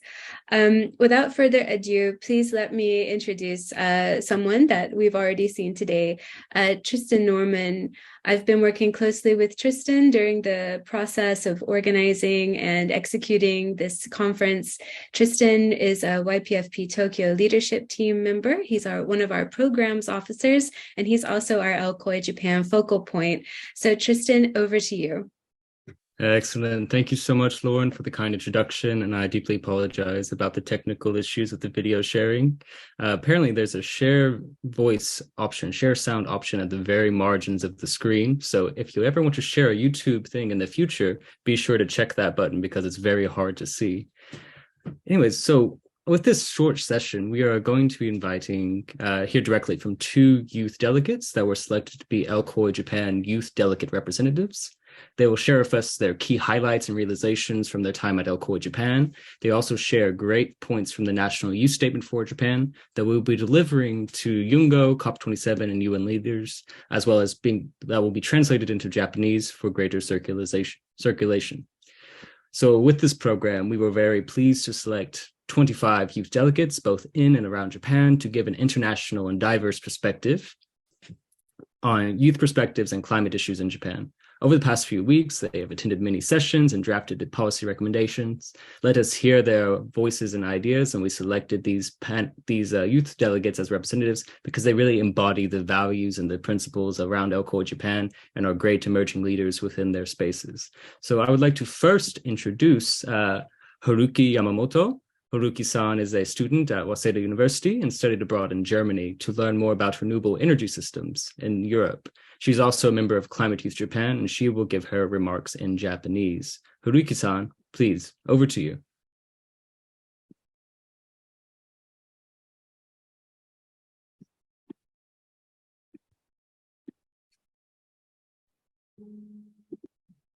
Thank you very much. I don't know why, but I can't turn on my camera. There you are. You should be able to turn on your camera now. Yes, now. Thank you very much for the introduction. Can I speak in Japanese from now? ありが Yes. とうございます。じゃあ私のパートは、日本語で、喋っていきたいと思います。今、トリスタンさんから説明があったように、早稲田大学の今、国際教養学部4年生で、少し前までドイツに留学してました。で、CYJ という、環境 NGO のメンバーです。で、ここでは、私、Can I start, like, talking about the policy recommendations? どうぞ。で、そしたら、私たちが今回作った、ポリシーレコメンデーションの、に対して、私なりにその個人的な見解というか、コメントをしていきたいなって思います。まず一つ目のパートなんですけど、エネルギーとかテクノロジー、イノベーションとかいうパートについてなんですけど、この中で私が、個人的に、興味あるなというか、思っていたのが3つあってですね。1つ目が、Energy Efficiency Measures ということで、省エネ関連の話ですね。日本は、省エネ技術を、たくさん、持っていて、で、それを、ぜひですね、ユースとしても、世界に発信していってほしいなというふうに私も思いました。で、2つ目が、電気自動車についてです。電気自動車って日本では今あんまりまだ普及してないのかなと、世界と比べると思うんですけど、その理由の一つに充電スポットが少ないっていうことがあるんじゃないかなと思っていてですね、この電気自動車の普及っていうのを考えると、充電スポットの普及っていうのはかなり早急に対応しないといけない日本の問題なんじゃないかなというふうに思っています。この分野3点目に関しては、これはですね、若い人たちの起業とか、に関する、話なんですけど、起業を、進めようとするなら、セーフティーネットというか、その失敗してもいいよっていうような環境づくりが、絶対に必要だと思っていて、まだ日本の仕組みではそこが弱いのかなと思っているので、そこをもう少し強化してほしいなと私も共感したところです。で、二つ目のセクションは、私がこの、タスクフォースに入っていたんですけど、ユースエンパワーメントの話です。で、ですね、この中で、私がコメントしたいとか取り上げたいのは2つあって、まず1つ目は、ユースの環境省の設立っていうところです。で、これに関して私は先ほど言ったように CYJ というNGO に入っているんですけれども、やっぱり環境 NGO と聞くとなんだか信頼性に欠けてしまうところがあるんじゃないかなと思っていて、昨今の例えばゴッホのひまわりの絵にトマト缶を投げつけたみたいなニュースとかこの間ありましたよね。そういう感じで、ちょっと暴力的なものを想像してしまったりとか、そういう、イメージを持たれてしまう方も、今では少なくないのかなと思っていて、ね、でも、別に環境 NGO みんなそういうものであるわけではないですよね。もちろん。で、CYJ は、しっかり活動しているんですけど、やっぱり CYJ が主催のイベントとかすると、あんまり人が集まらなかったりとか、信頼性に欠けるなと思っているところがありました。で、そこで、そういった、環境分野に興味のある若者が活動するっていう時に、例えばなんですけど、環境省がオフィシャルにユースの環境省というのを作ったりすれば、そこから、ユースの意見を吸い上げて、政策作るときに役立ててもらったりとかできるんじゃないかなっていうふうに思いました。で、環境省だけを考えているのは、理由としては、環境問題っていうの自体が、ユースがやっぱりステークホルダーになってくる、分野だと思っているので、ユースの環境省という提案を、ここではしていました。で、もう一つ私たちのグループからコメントしたいところが、ですね、情報の集約、一元化みたいなところです。で、環境に興味ある方が今集まっていると思うので、わかると思うんですけれども、例えば IPCC の情報とか、COP の決議とか、全部英語じゃないですか、言うて。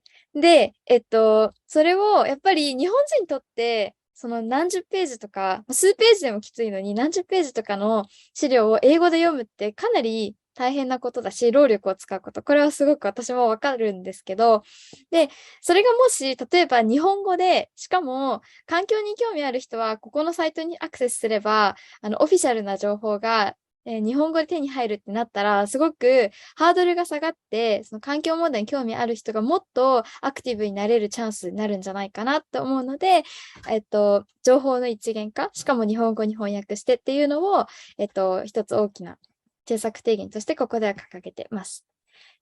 次に、オーシャンとか、海とか、水、海、自然、バイオダイバーシティっていうところの分野では、二つ私が取り上げたいポイントがあって、一つ目は、使い捨てプラスチックの問題です。で、これはですね、今、なんか、日本人にとっては当たり前かもしれないけれども、やっぱり海外のスーパーとかと日本のスーパーを比べると、日本のスーパーって全てが過剰に包装されているように見えます。例えば野菜とか果物とか、全部一つ一つプラスチックの入れ物に入っていて、で、それってそのカバーとしての役割が終わったらすぐ捨てられてしまう。こういう問題って日本人にとってあまり問題と感じてない人も多いかもしれないけど、私はここはもう少し直してほしいなと思っています。で、もう一つが、ですね、エデュケーションに、教育に関する問題なんですけど、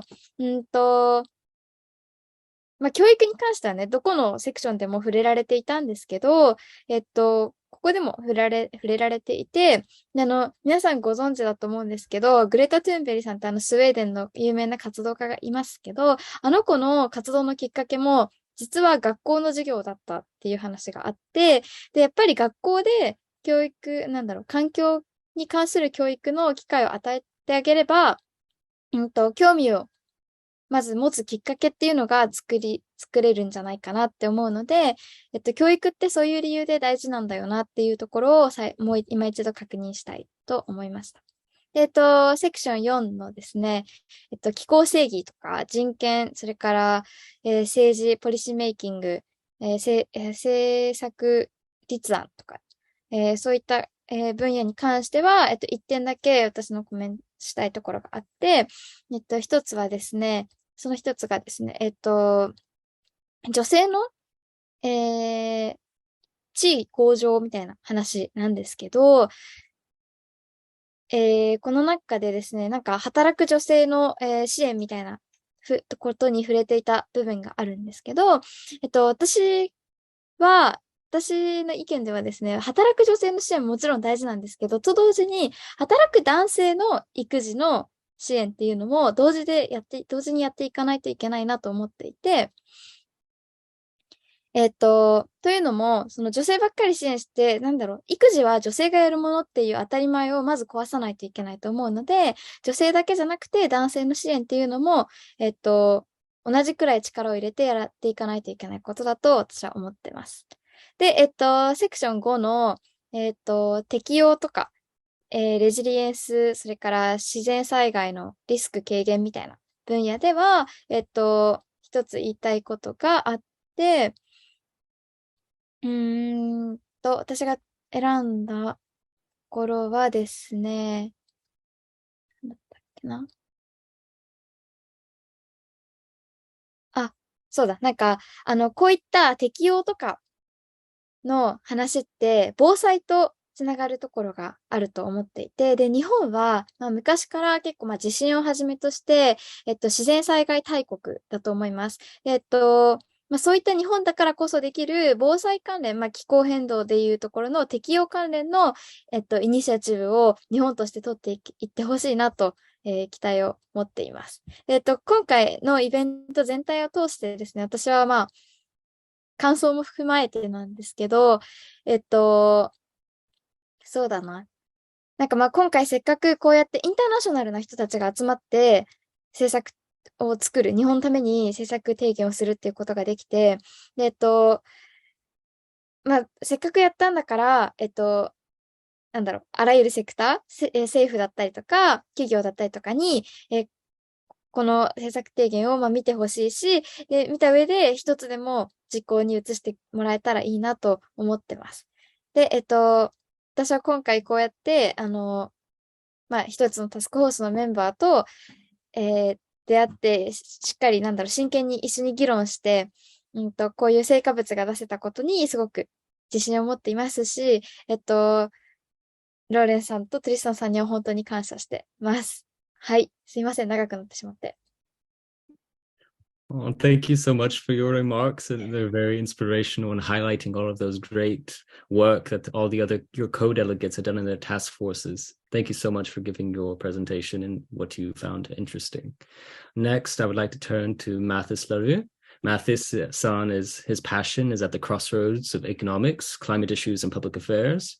He graduated from Ritsumeikan University and is currently the curator of the Global Shapers community in Kyoto.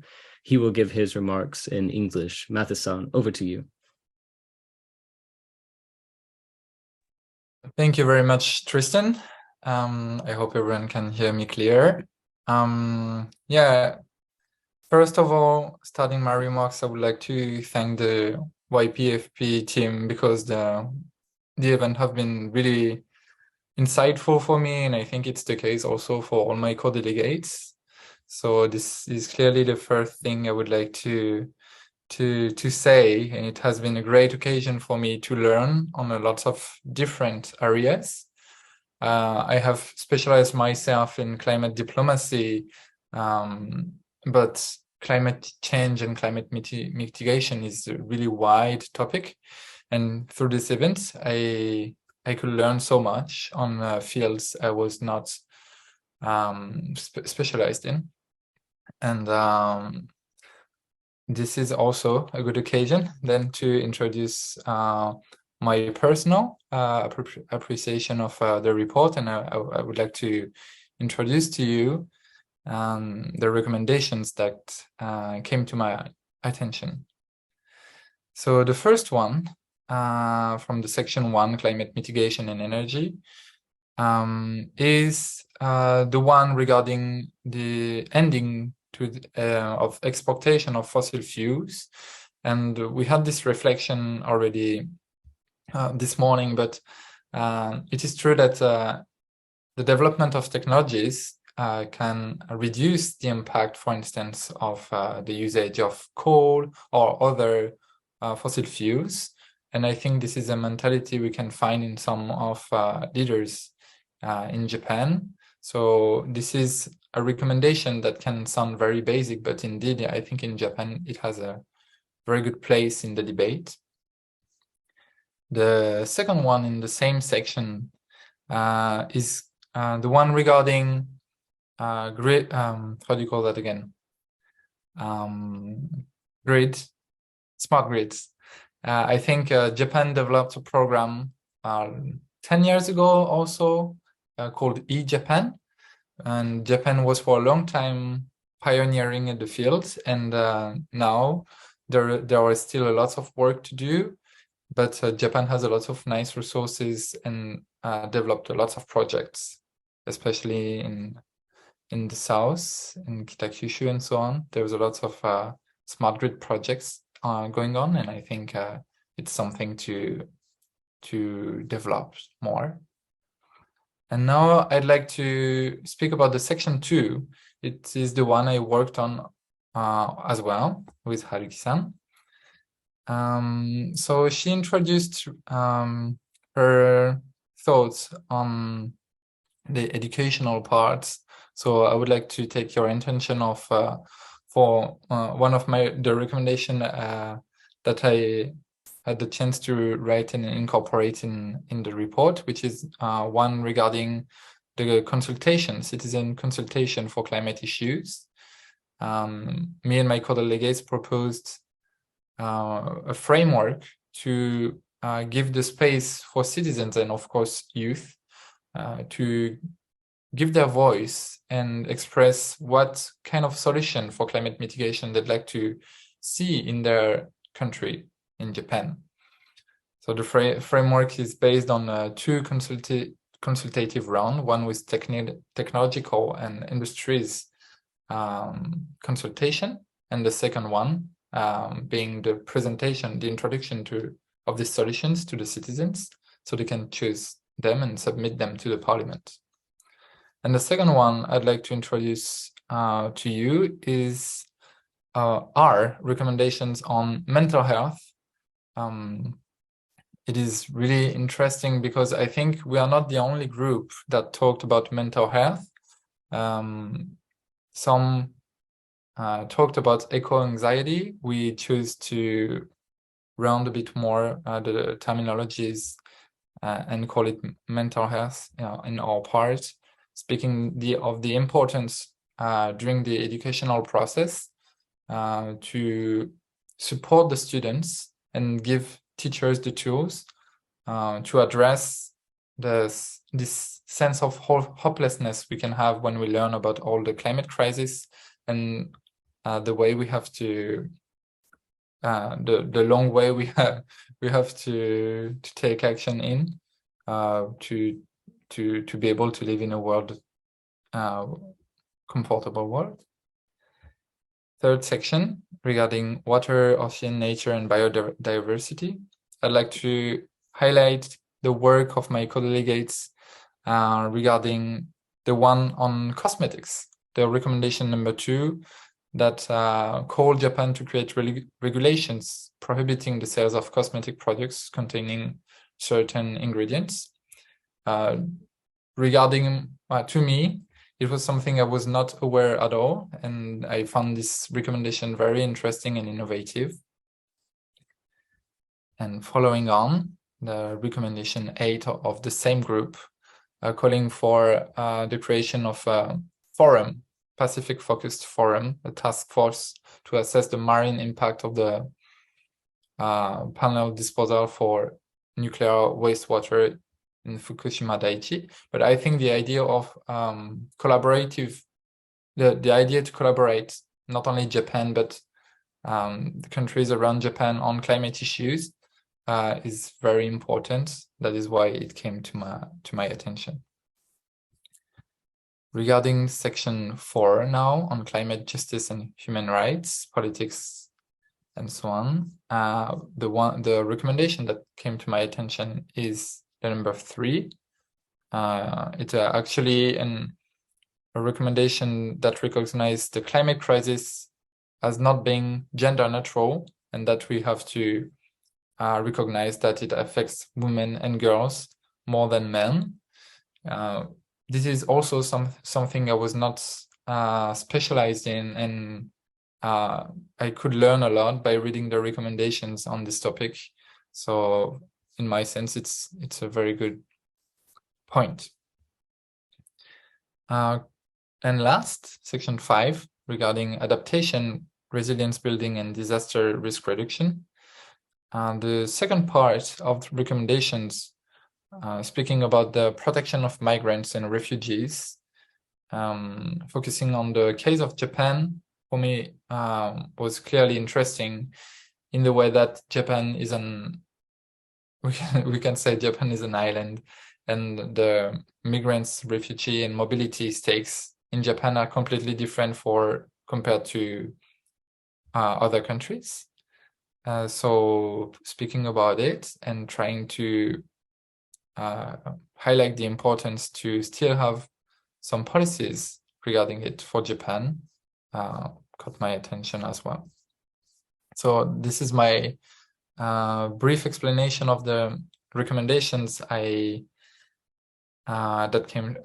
liked. And to finish on my point, I'd like to give my 2 messages.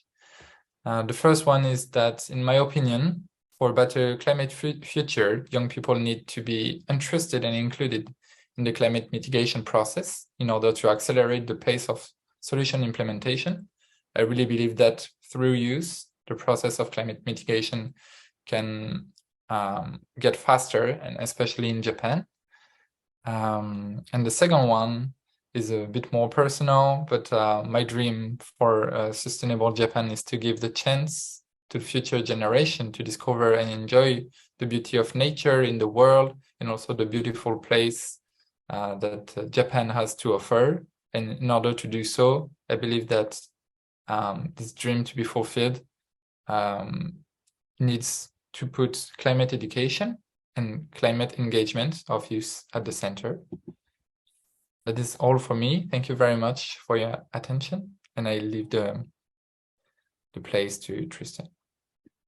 Thank you so much, Mathis, for sharing your insights and your ideas, and also highlighting the hard work of your co-delegates within your sessions. I know I was able to witness and see our youth delegates engage in policy negotiations over the past week, and y'all had so many hours and hours of negotiations, putting in ideas, putting in inputs, but also getting to know each other and sharing your ideas within the side event sessions at LCOY Japan. So thank you all very much. And thank you to our LCOY Japan youth delegate representatives for sharing your ideas.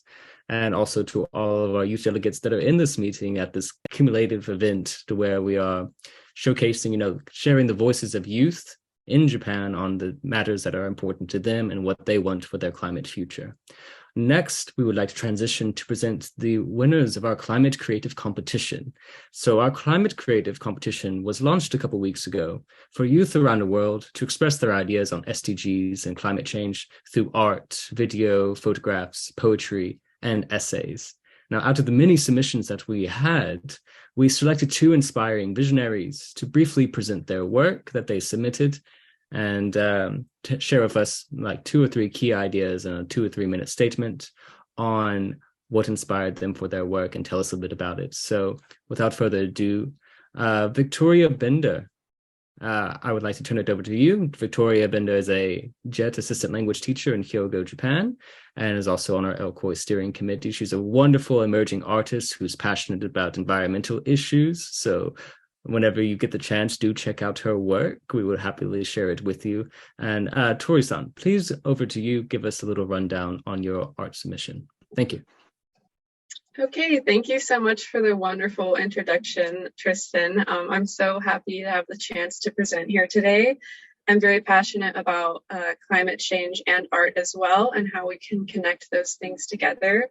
I really like what Lauren said earlier about how youth need someone to help them have a platform, and that made me think about how art and media can be a wonderful platform for climate change activism. And so today I'm presenting my piece, An Eruption of Hope is the title. And I actually have it right here. I'm not sure if you can see it clearly, but I think we'll put a link in chat as well. And this piece is a gouache painting, which is like an opaque watercolor. And basically, the theme of the Climate Creative Competition this year was Green Japan, co-designing a shared future with youth. And so I tried to wrap that all up into a single idea and put it in this painting. So in this painting, if you can see, we have Mount Fuji, which to me and many others represents the heart and the spirit of Japan. And from it is emerging some plant life. And we have 2 youth over in the corner here as well. And so basically the surface level symbolism here is that Fuji is the heart of Japan to me. So I wanted to make it the centerpiece of the painting. But rather than destruction coming from the mountain, I wanted to represent hope and life. So that is the reason for the plant life coming from it. And I also wanted to emphasize the importance of youth in the arts, because especially in Japan with the aging population, youth are the key to the future of climate change and climate activism. So I decided to include that. And we have 2 youth looking off in the distance at the mountain. And additionally, I wanted to have a more positive representation in the piece, as opposed to something more negative. I think when representing climate change in art, it's very easy to fall into this negative mindset and want to make something a little dark and scary, because that's how it feels a lot of the time. So with this, I tried to turn it around and make it more positive and represent the hope that youth bring in climate activism and climate policy changing. So yeah, that is all I have for today. I hope I was able to encapsulate the idea of LCOY Japan in this piece. Thank you, everybody. Thank you, Tori-san, for your wonderful piece. I hope we are able to get prints of it. I want to be able to show it to everybody that I know, so do let me know if you plan on sharing that with the general public. We'd be happy to circulate it around. And Yes, in addition, I just love the themes because so much of this, of what we are discussing today, is about storytelling and climate narratives. Yukonatari really focused on that today at our opening keynote, and like what these art pieces really represent is storytelling and how we want to communicate climate change and the future of our legacy as youth to the world. And so thank you so much for sharing your ideas around that piece. Next, I would like to introduce Jin Tanaka to share about his submission. Jin Tanaka is a passionate climate activist and also one of our LCOY Japan youth delegates. Jin Tanaka, you have done so much in climate change and SDGs in Japan and all around the world. I could talk endlessly about all the different projects that you have worked on, the initiatives that you are part of, but I'll highlight a few key ones in that Jin Tanaka was recently part of the Climate Youth Japan and is also part of the UNISC International. And so, Jin Tanaka, over to you. Please share your ideas and your inspiration for the very engaging essay that you submitted. And please give it around 2 to 3 minutes, and as well as the inspiration for your work. Over to you. Okay, thanks, Thomas. Thanks, Tristan. I'm happy to be here to present my idea with the essays. As you can see, you can see in the essay in the homepage, and I delivered to some experience of my participation of some international conference. Like was last time, I took part in the COP26 and SC56, managed by the UNFCCC, and also the Stockholm Plus 50 International Conference with Miss Mana, who is present at the closing ceremonies, and also took part in some UN Ocean Conference. So this event, as you know, we can see many of the devices like the smartphones, cell phones, and yes, device smartphone as well for getting to the more convenient and getting more devices.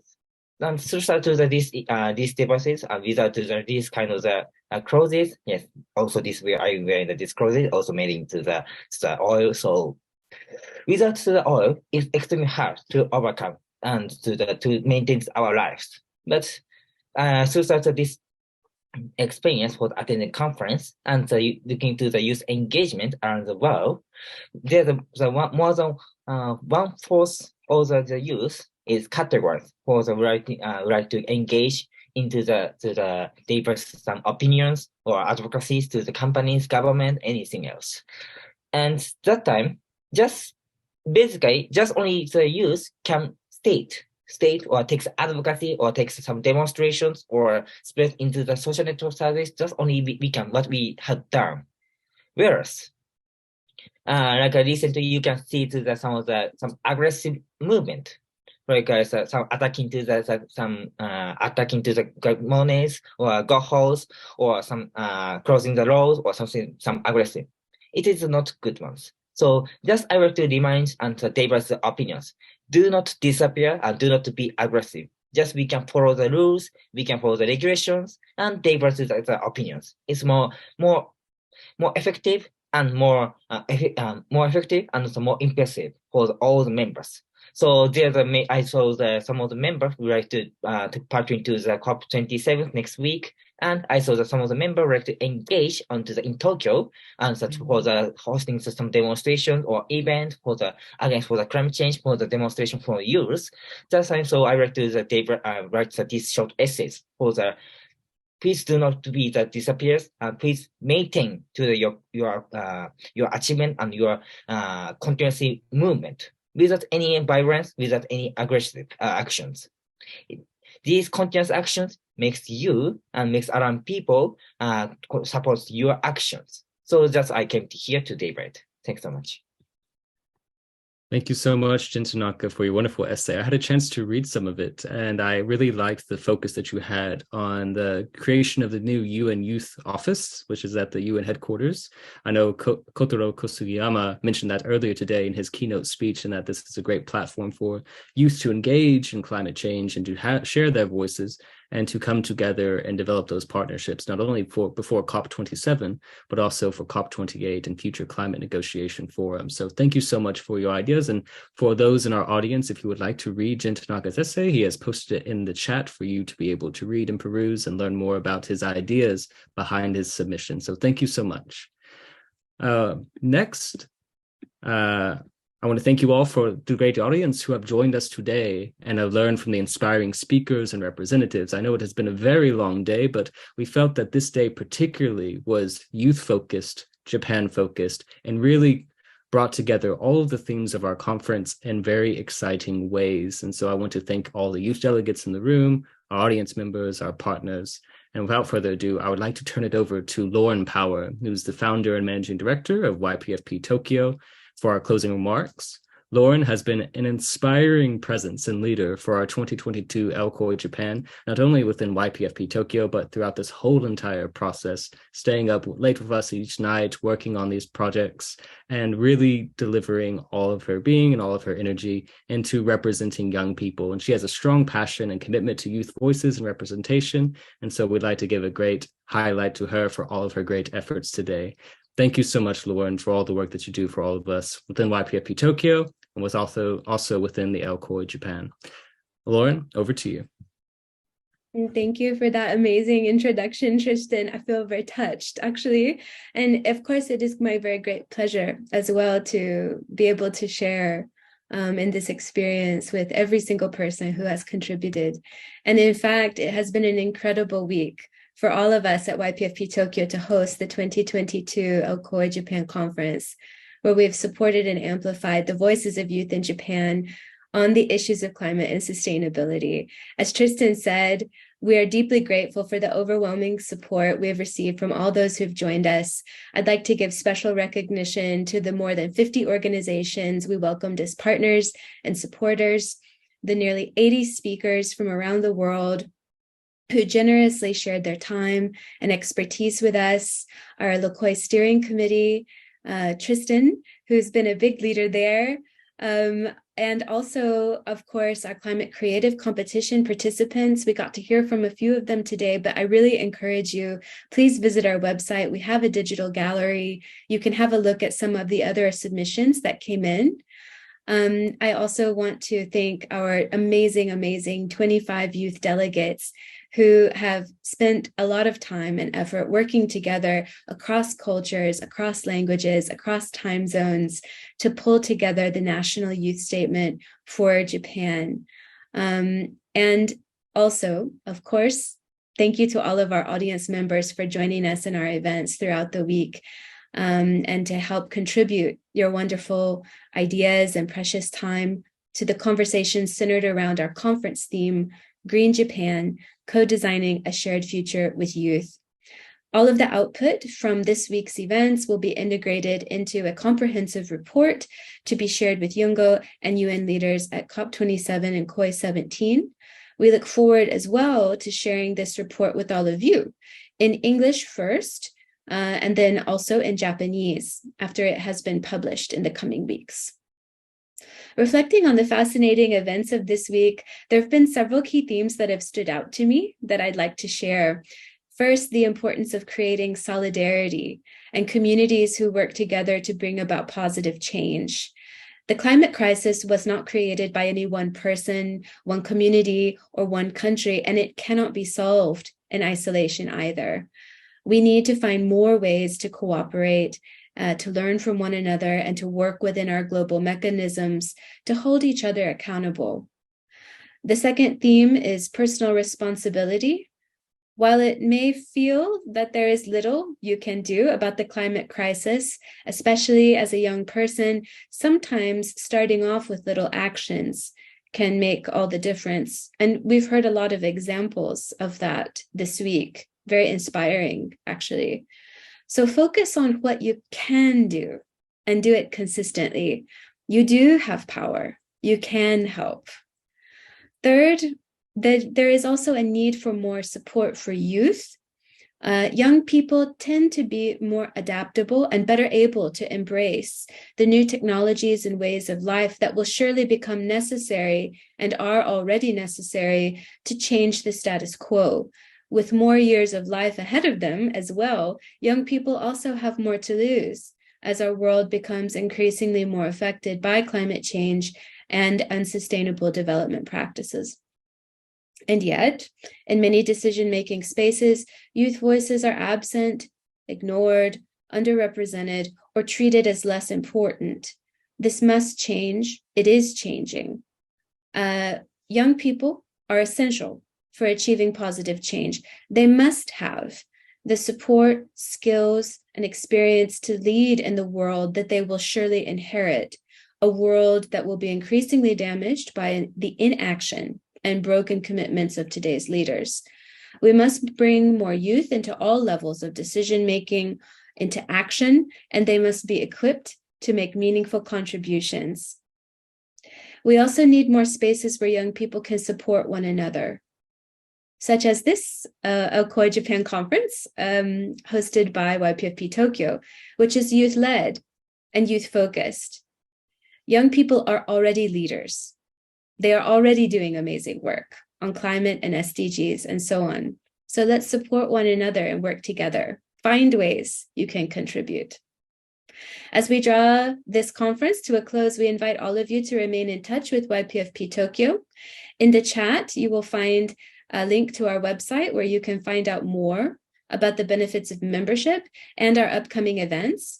I would like to highlight that leading up to COP27, YPFP Tokyo is glad to announce that we will join the Global Alliance of Universities on Climate and around 100 other institutions worldwide to co-initiate Global Youth Climate Week, which is actually next week.